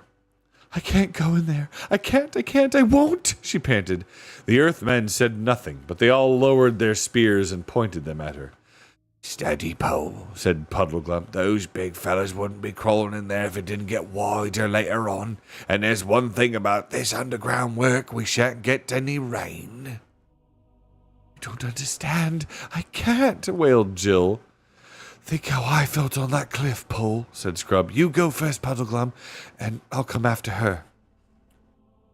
"Oh, that's right," said the Marshwiggle, getting down on his hands and knees. "You keep a grip on my heels, Poe, and Scrub will hold onto yours, and then we'll all be comfortable. Yeah." "Comfortable," said Jill, but she got down and they crawled on their elbows. It was a nasty place.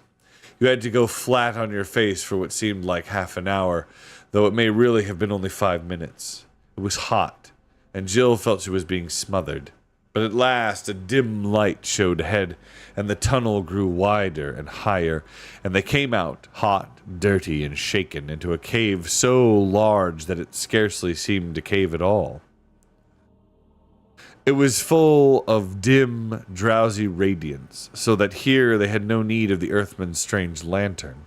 The floor was soft with some kind of moss, and out of this grew many strange shapes, branched and tall like trees, but flabby like mushrooms. They stood too far apart to make a forest. It was more like a park.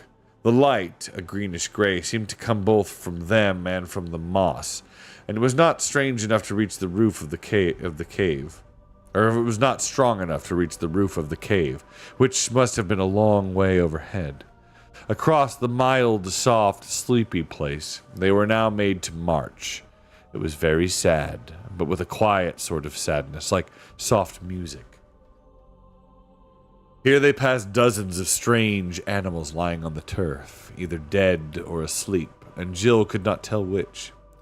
These were mostly of a dragonish or bat-like sort, and Puddleglum did not know what any of them were. "Do they grow here?" asked Scrub to the warden. He seemed very surprised at being spoken to, but replied, "No, they are all beasts that have found their way down by chasms and caves, out of overland into the deep realm. Many come down, and few return to the sunlit lands. It is said that they will all wake at the end of the world. His mouth shut like a box when he had said this, and in the great silence of that cave the children felt that they would not dare to speak again.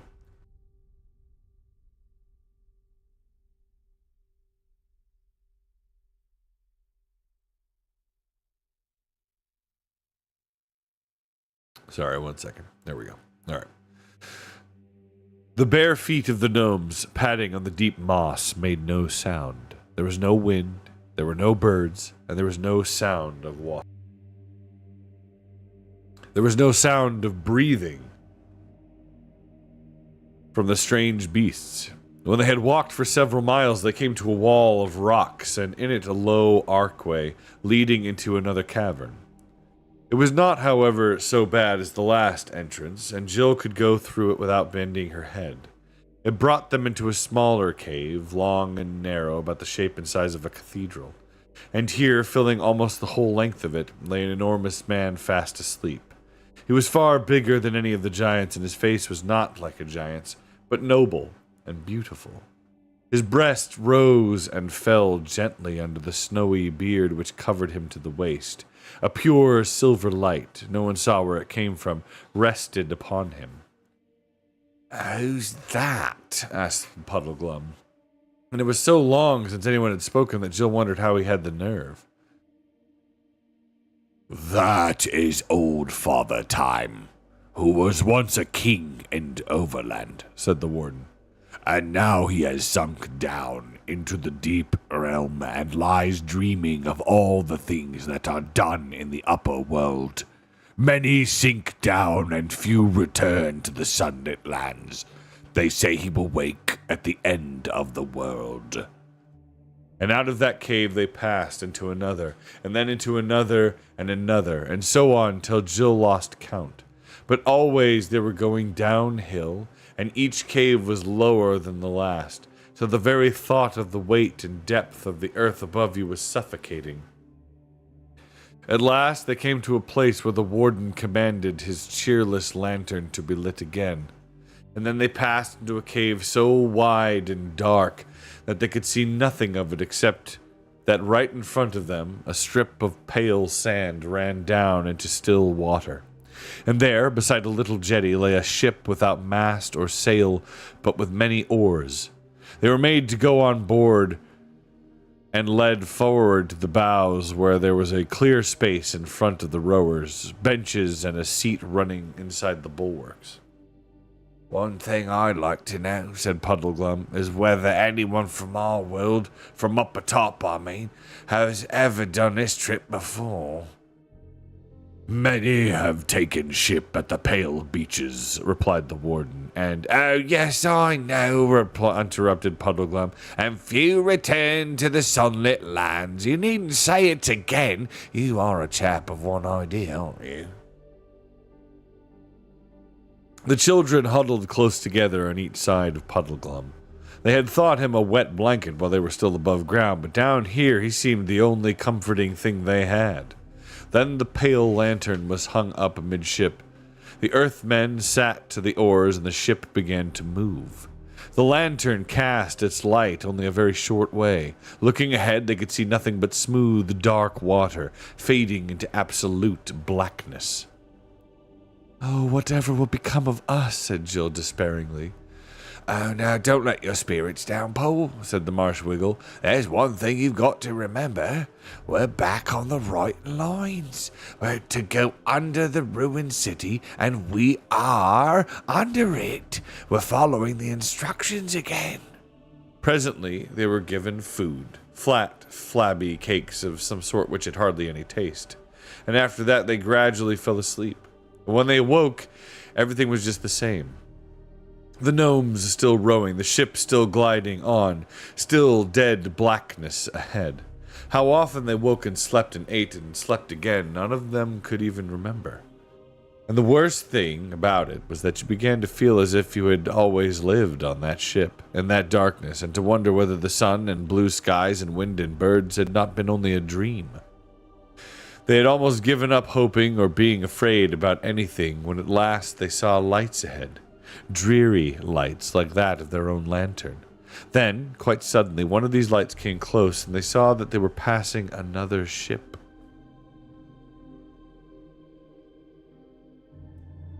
After that, they met several ships. Then, staring till their eyes hurt, they saw that some of the lights ahead were shining on what looked like wharfs, walls, towers, and moving crowds. But still there was hardly any noise. By Jove, said Scrub, a city. And soon they all saw that he was right. But it was a queer city. The lights were so few and far apart that they would hardly have done for scattered cottages in our world. But the little bits of the place which you could see by the lights were like glimpses of a great seaport. You could make out in one place a whole crowd of ships loading or unloading, in another bales of stuff in warehouses, in a third walls and pillars that suggested great palaces or temples, and always, wherever the light fell, endless crowds, hundreds of Earthmen jostling one another as they padded softly about their business in narrow streets, broad squares, up great flights of steps. Their continued movement made a sort of soft murmuring noise as the ship drew nearer and nearer, but there was not a song or a shout or a bell or the rattle of a wheel anywhere. The city was as quiet and nearly as dark as the inside of an anthill. At last their ship was brought alongside a quay and made fast. The three travelers were taken ashore and marched up into the city.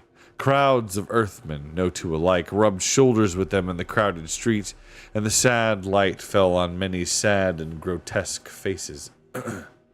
But no one showed any interest in the strangers. Every gnome seemed to be as busy as it was sad, though Jill never found what they were so busy about. But the endless moving, shoving, hurrying, and the soft pad, pad, pad went on. At last they came to what appeared to be a great castle. Though few of the windows in it were lighted. Here they were taken in and made to cross a courtyard and to climb many staircases. This brought them in the end to a great murkily lit hall. But in one corner of it, oh joy, there was an archway filled with a quite different sort of light, the honest, yellowish, warm light of such a lamp as humans use. What showed by this light inside the archway was the foot of a staircase which wound upward between walls of stone. The light seemed to come from the top. Two Earthmen stood one on each side of the ark, like sentries or footmen. The warden went up to these two and said, as if it were a password, "Many sink down to the underworld, and few return to the sunlit lands," they answered, as if it were the countersign. Then all three put their heads together and talked. At last, one of the two gnomes in waiting said, "I tell you the Queen's Grace is gone from hence on her great affair. We had best keep these top dwellers in strait prison till her homecoming. Few return to the sunlit lands." At that moment the conversation was interrupted by what seemed to Jill the most delightful noise in the world. It came from above, from the top of the staircase, and it was a clear, ringing, perfectly human voice, the voice of a young man. "What coil are you keeping down there, Mulligatharum?" it shouted. "Other overworlders!" "Yes, bring them up to me, and that presently." "Please it your highness to remember," began Mulligatharum, but the voice cut him short.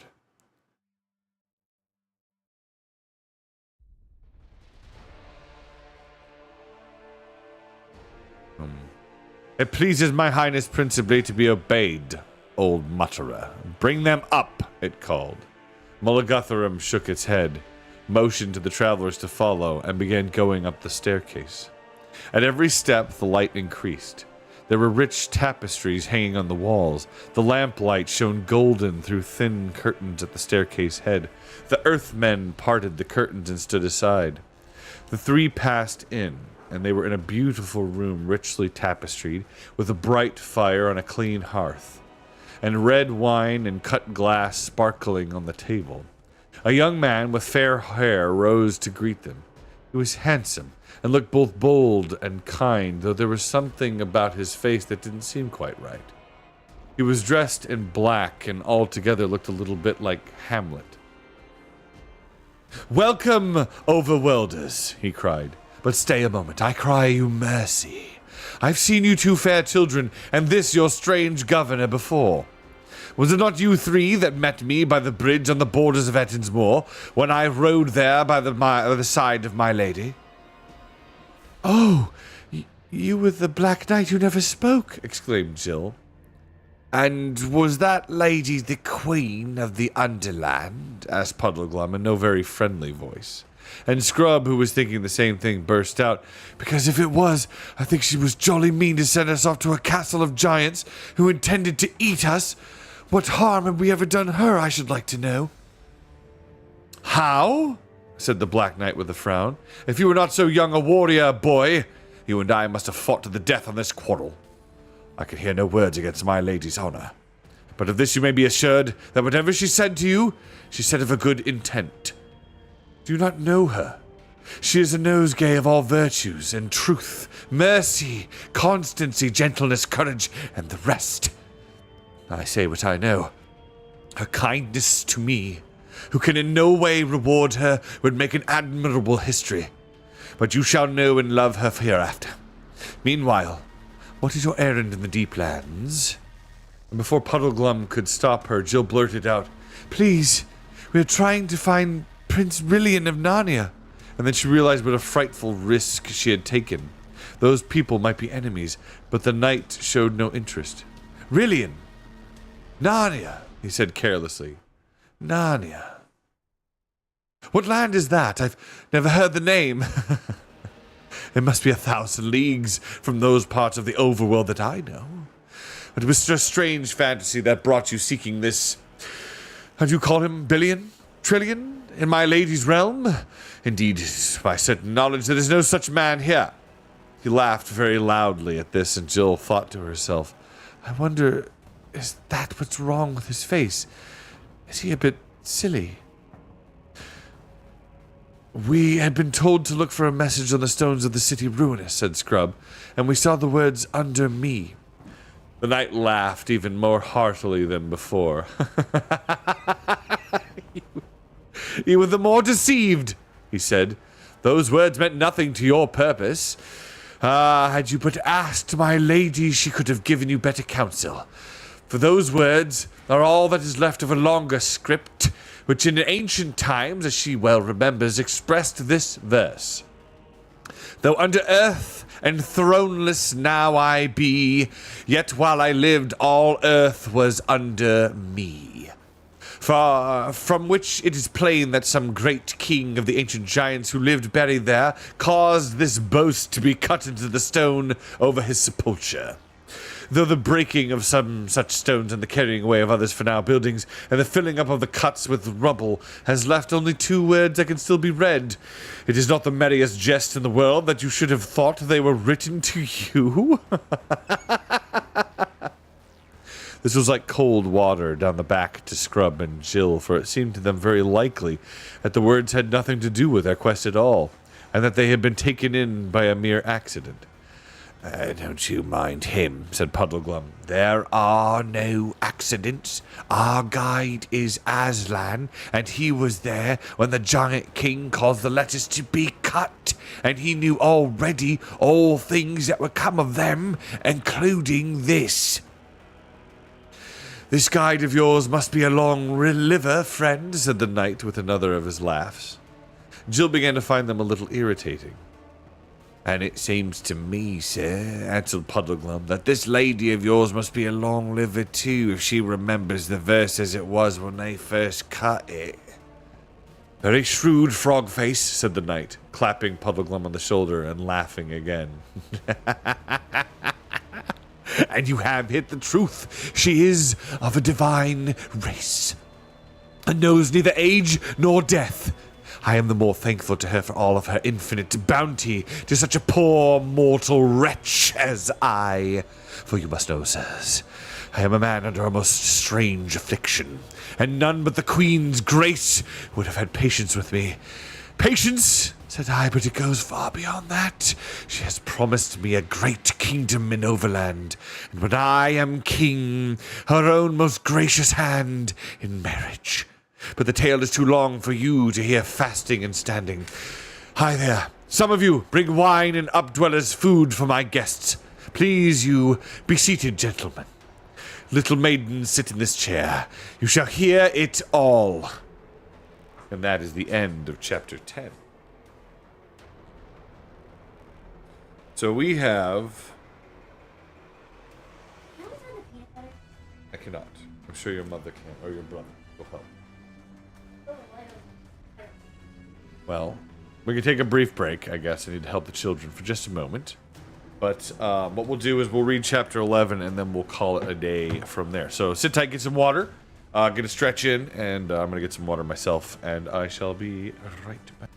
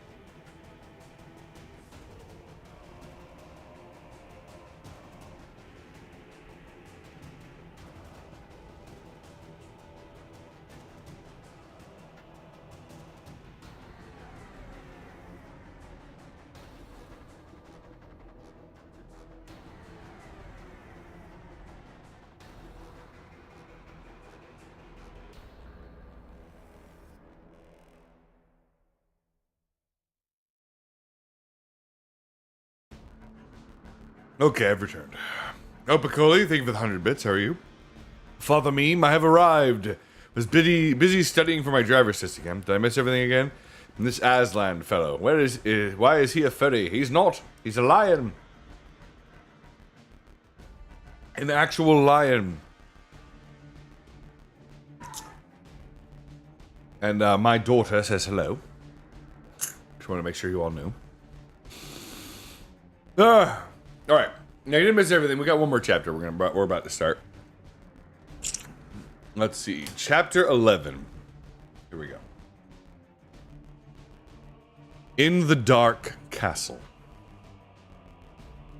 When the meal, which was pigeon pie, cold ham, salad, and cakes, had been brought, and all had drawn their chairs up to the table and begun, the knight continued. You must understand, friends, that I know nothing of who I was, and whence I came into this dark world. I remember no time when I was not dwelling as now at the court of this all but heavenly queen. But my thought is that she saved me from some evil enchantment, and brought me hither from her exceeding bounty. Honest Frogfoot, your cup is empty. Suffer me to refill it. And as this seems to be the likelier, because even now I am bound by a spell from which my lady alone can free me. Every night there comes an hour when my mind is most horribly changed, and after my mind, my body. For first I become furious and wild, and would rush upon my dearest friend to kill them, if I were not bound. And soon after that I turn into the likeness of a great serpent, hungry, fierce, and deadly. Sir, be pleased to take another breast of pigeon, I entreat you. So they tell me, and they certainly speak truth, for my lady says the same. I myself know nothing of it, for my hour is past, I awake forgetful of all that vile fit, and in my proper shape and sound mind, saving that I am somewhat wearied. Little lady, eat one of these honey cakes, which are brought for me from some barbarous land in the far south of the world. Now, the Queen's Majesty knows by her art that I shall be freed from this enchantment when once she has made me king of a land in the overworld and set its crown upon my head. The land is already chosen, and the very place of our breaking out. Her earthmen have worked day and night, digging away beneath it, and have now gone so far and so high that they tunnel not a score of feet beneath the very grass the updwellers of that country walk. It will be very soon now that those uplanders' fate will come upon them. She herself is at the diggings tonight, and I expect a message to go to her. Then the thin roof of earth which still keeps me from my kingdom will be broken through, and with her to guide me, and 1,000 earthmen at my back, I shall ride forth in arms, fall suddenly on our enemies, slay their chief man, cast down their strong places, and doubtless be that crowned king within 24 hours. It's a bit rough luck on them, isn't it? Said Scrub. Thou art a lad of wondrous, quick-working wit, exclaimed the knight. For on my honor, I had never thought of it before. I see your meaning. He looked very slightly troubled for a moment or two, but his face soon cleared, and he broke out with another of his loud laughs. But fie on gravity! It is not the most comical and ridiculous thing in the world to think of them all going about their business, never dreaming that under their peaceful fields and floors, only a fathom down, there's a great army ready to break out upon them like a fountain, and they never to be suspected. And why they themselves, when once the first smart of the defeat is over, can hardly choose but laugh at the thought. I don't think it's funny at all, said Jill. I think you'll be a wicked tyrant. What? Said the knight, still laughing and patting her head at quite infuriating fashion. What? Is our little maid a deep politician? But never fear, sweetheart. In ruling that land, I shall do all by the counsel of my lady, who will then be my queen, too. A word shall be my law, even as my word will be law to the people we have conquered. Where I come from, said Jill, who was disliking him more every minute, they don't think much of men who are bossed about by their wives. Shalt think otherwise when thou hast a man of thine own, I warrant you, said the knight, apparently thinking this very funny. But with my lady, it is another matter. I am well content to live by her word, who has already saved me from 1,000 dangers. No mother has taken pains more tenderly for her child than the Queen's grace has for me. Why, look you, amid all her cares and business, she rideth out with me in the overworld many a time and oft to accustom my eyes to the sunlight. And then I must go fully armed, and with visor down, so that no man may see my face, and I must speak to no one.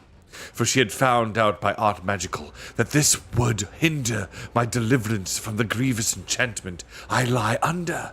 It is not that lady worthy of a man's whole worship. Sounds a very nice lady indeed, said Puddleglum in a voice which meant exactly the opposite. They were thoroughly tired of the night's talk before they had finished supper. Puddleglum was thinking, I wonder what game that witch is really playing with this young fool.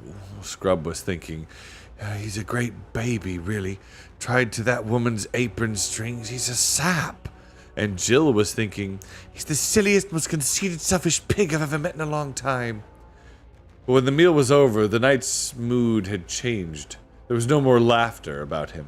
Friends, he said. My hour is now very nearly near. I am ashamed that you should see me, yet I dread being left alone. They will come in presently and bind me hand and foot to yonder chair. Alas, so it must be, for in my fury they tell me I would destroy all that I can reach. I say, said Scrub, I'm awfully sorry about your enchantment, of course, but what will those fellows do to us when they come to bind you? They talked of putting us in prison, and we don't like all those dark places very much. We'd much rather stay here till you're better, if we may.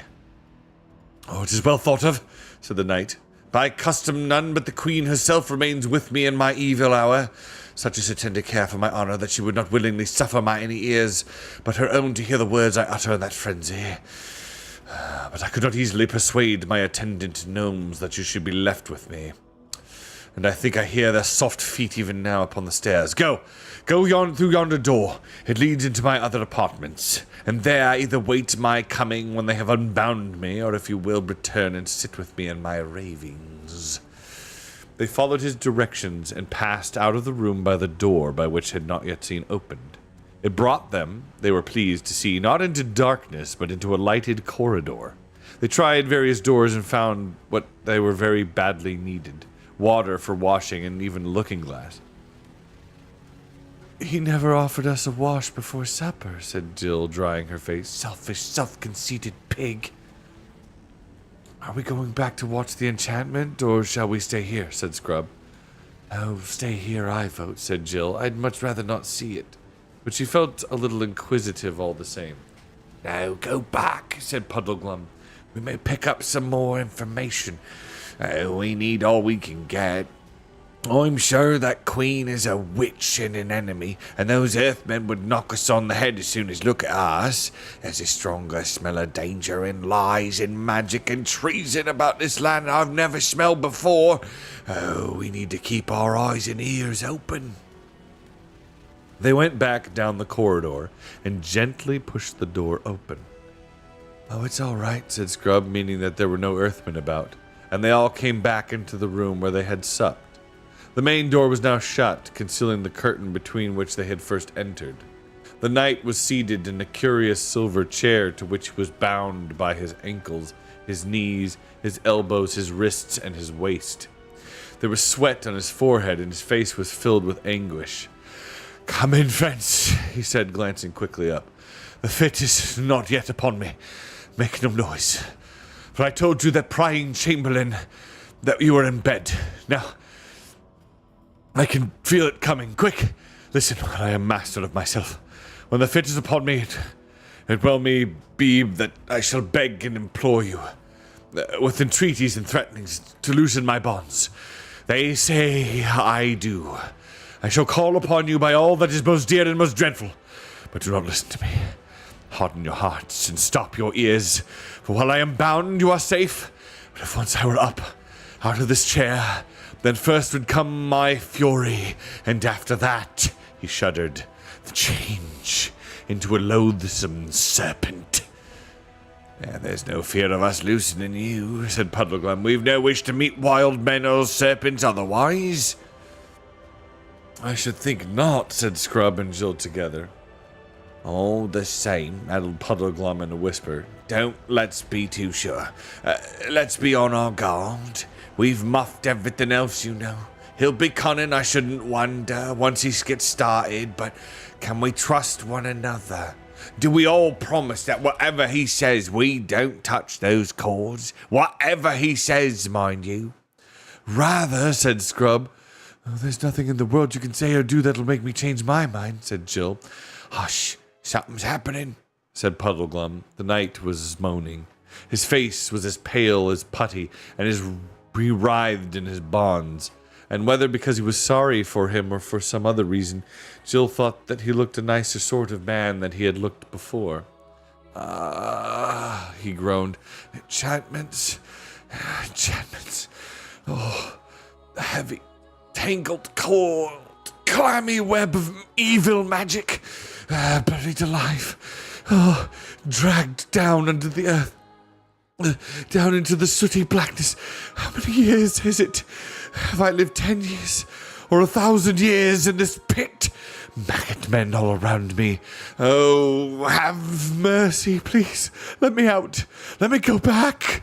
Let me feel the wind and the sea and see the sky. Oh, there used to be a little pool. When you looked down into it, you could see all the trees growing upside down in the water, all green, and below them, deep, very deep, the blue sky. He had been speaking in a low voice. Now he looked up, fixed his eyes upon them, and said loud and clear, "Quick! I am sane now. Every night I am sane. If only I could have got out of this enchanted chair, it would last. Oh, I should be a man again. But every night they bind me, and so every night my chance is gone. But you are not enemies. I am not your prisoner. Quick, cut the cords." "Stand fast, stand steady," said Puddleglum to the two children. "I beseech you to hear me," said the knight, forcing himself to speak calmly. "Have they told you that if I am released from this chair I shall kill you and become a serpent?"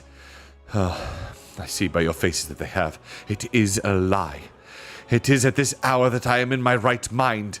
It is all the rest of the day that I am enchanted. You are not earthmen nor witches. Why should you be on their side? Of your courtesy, cut my bonds." "Steady, steady, steady," said the three travelers to one another. "Oh, you have hearts of stone," said the knight. "Believe me, you look upon a wretch who has suffered almost more than any mortal man can bear. What wrong have I ever done you, that you should side with my enemies to keep me in such miseries?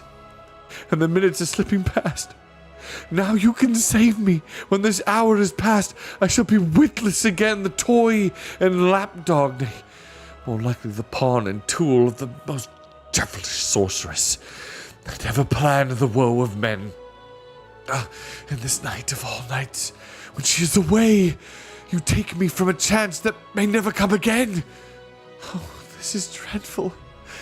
I do wish we'd stayed away till it was over," said Jill. "Steady," said Puddleglum. The prisoner's voice is now rising into a shriek. "Let me go! I say give me my sword! My sword! Once I am free, I shall take revenge on Earthmen that Underland will talk of for 1,000 years." "Oh, now the frenzy is beginning," said Scrub. "Oh, I hope those knots are all right." "Yes," said Puddleglum. "He'd have twice his natural strength if he got free now. I'm not clever, and my sword, he'd get us both, I shouldn't wonder. And then Pole on her own would be left to tackle the snake." The prisoner was now so straining at his bonds that they cut into his wrists and ankles. "Beware," he said. "Beware. One night I did break them, but the witch was there that time. Oh, she will not have her to help you tonight. Free me now, and I am your friend. I'm your mortal enemy else." "Cunning, is it he?" said Puddleglum. "Once and for all," said the prisoner, "I enjoin to you to set me free. By all means, fear and all loves, and by the bright sky of Overland, and by the lion, by Aslan himself, I charge you." "Oh," said the three travelers as though they had been hurt. "It's the sign," said Puddleglum. "It's the words of the sign." And Scrub more cautiously, "Oh, what are we going to do?" said Jill. It was a dreadful question. What had been the use of promising one another that they would not have on any account set the knight free if they would now do so for the first time he happened to call upon a name that they really cared about? On the other hand, what had been the use of learning the signs if they weren't going to obey them? Yet could Aslan have really meant them to unbind anyone, even a lunatic who asked if it is his name? Could it be a mere accident? Or how if the queen of the underworld knew all about the signs and had made the knight learn this name simply in order to entrap them? But then, supposing this was the real sign? They had muffed 3 already. They daren't muff the 4th. "Oh, if only I knew," said Jill. "I think we do know," said Puddleglum. "Do you mean you think everything will come right if we do untie him?" said Scrub. "Well, I don't know about that, said Puddleglum. You see, Aslan didn't tell Paul what would happen. He only told her what to do. Oh, that fellow will be the death of us once he's up, I shouldn't wonder. That doesn't let us off following the sign. They all stood looking at one another with bright eyes. It was a sickening moment. All right, Said Jill suddenly. let's get it over with. Goodbye, everyone. They all shook hands, and the knight was screaming by now. There was foam on his cheeks. Oh, come on, Scrub, Said Puddleglum. He and Scrub drew their swords and went over to the captive. In the name of Aslan, they said, and began methodically cutting the cords. The instant the prisoner was free, he crossed the room in a single bound, seized his own sword, which had been taken from his hand, and laid on the table, and drew it. You first, he cried, and fell upon the silver chair. That must have been a good sword. The silver gave way before its edge like string, and in a moment a few twisted fragments shining on the floor were all that was left. But as the chair broke, there came from it a bright flash, a sound like small thunder, and for one moment a loathsome smell. Lie there, vile engine of sorcery, he said. Let your mistress should ever use you for another victim. Then he turned and surveyed his rescuers, and the something wrong, whatever it was, had vanished from his face. What? He cried, turning to Puddleglum. Do I see before me a Marshwiggle? A real, live, honest, Narnian Marshwiggle? Oh, so you have heard of Narnia after all, said Jill. And I'd forgotten it when I was under the spell, asked the knight. Well, that and all other bedevilments are now over. You may well believe that I know Narnia, for I am Rillian, Prince of Narnia, and Caspian the Great King is my father. Your Royal Highness, said Puddleglum, sinking to one knee, and the children did the same. We have come hither for no other end than to seek you. And who are you, my other deliverers? Said the prince to Scrub and Jill. We were sent by Aslan himself from beyond the world's end to seek your highness, said Scrub. I am Eustace, who sailed with him to the island of Ramandu. I owe all three of you a greater debt than I can ever repay, said Prince Rillian. But my father, is he yet alive? I'm afraid he sailed east again before we left Narnia, my lord, said Puddleglum. But your highness must consider that the king is very old. It is 10 to 1. His majesty must die on the voyage. He is old, you say? How long, then, have I been in the power of the witch? It is more than 10 years since your highness was lost in the woods at the north side of Narnia. 10 years, said the prince, drawing his hand across his face as if to rub away the past. Yes, I believe you. But now that I am myself, I can remember that enchanted life. Though while I was enchanted, I could not remember my true self. And now, fair friends, but wait. I hear their feet. It's not sicken a man, that padding, woolly tread. On the stairs. Lock the door, boy. Or stay. I have a better thought than that. I will fool these earthmen. If Aslan gives me the wit, take your cue from me. He walked resolutely to the door and flung it wide open. And that is the end of chapter 11.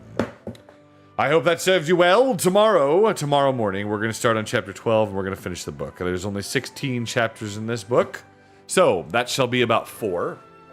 I hope you guys are prepared for that. The great climax, the climactic ending of this book shall be tomorrow morning. So it's a great book. I hope you guys are enjoying it so far. Thank you for hanging out with me. I hope you're prepared for more tomorrow. It's gonna be fun. Tonight, we're gonna be playing something. I don't know just what, but we'll figure it out. We were gonna do Super Battle Golf, but that has been moved to next week on Thursday, so look for that. We may still play Super Battle Golf, I don't know, but just with a different group. So I'll figure that out, but I'll let you know. But that's gonna be 8:30 EST if you want to see, hang out, have some fun. It'll be a good time either way, so I'm honored. Thank you all for being here. Yenza, I appreciate the lurk. I love the voice acting. Battle Brother, carry on. Good show. Tittle Pip and all that. Good show. Thank you, Jens. I appreciate it. I am trying my best. I hope you guys have been enjoying the reading. It's a good time. I like reading, and it's fun. It's fun to try and voice act, whether I do a good job or not. But I hope you guys are at least getting something out of it. So it's been 40 years since I've heard this story. Tell you what, Opakoli. Oh, wait till we get to the last battle. That one's rough. That one's a rough one. But we'll take a look at that one next. It's going to be next week. So Crafty Kitty over on YouTube, hello. Thank you for reading, Rico. It was great. Farewell until we meet again, Battle Brother. Have a blessed rest of your day. You as well. Everybody say goodbye to YouTube. Goodbye. Thanks for hanging out, guys. We'll see you guys later tonight.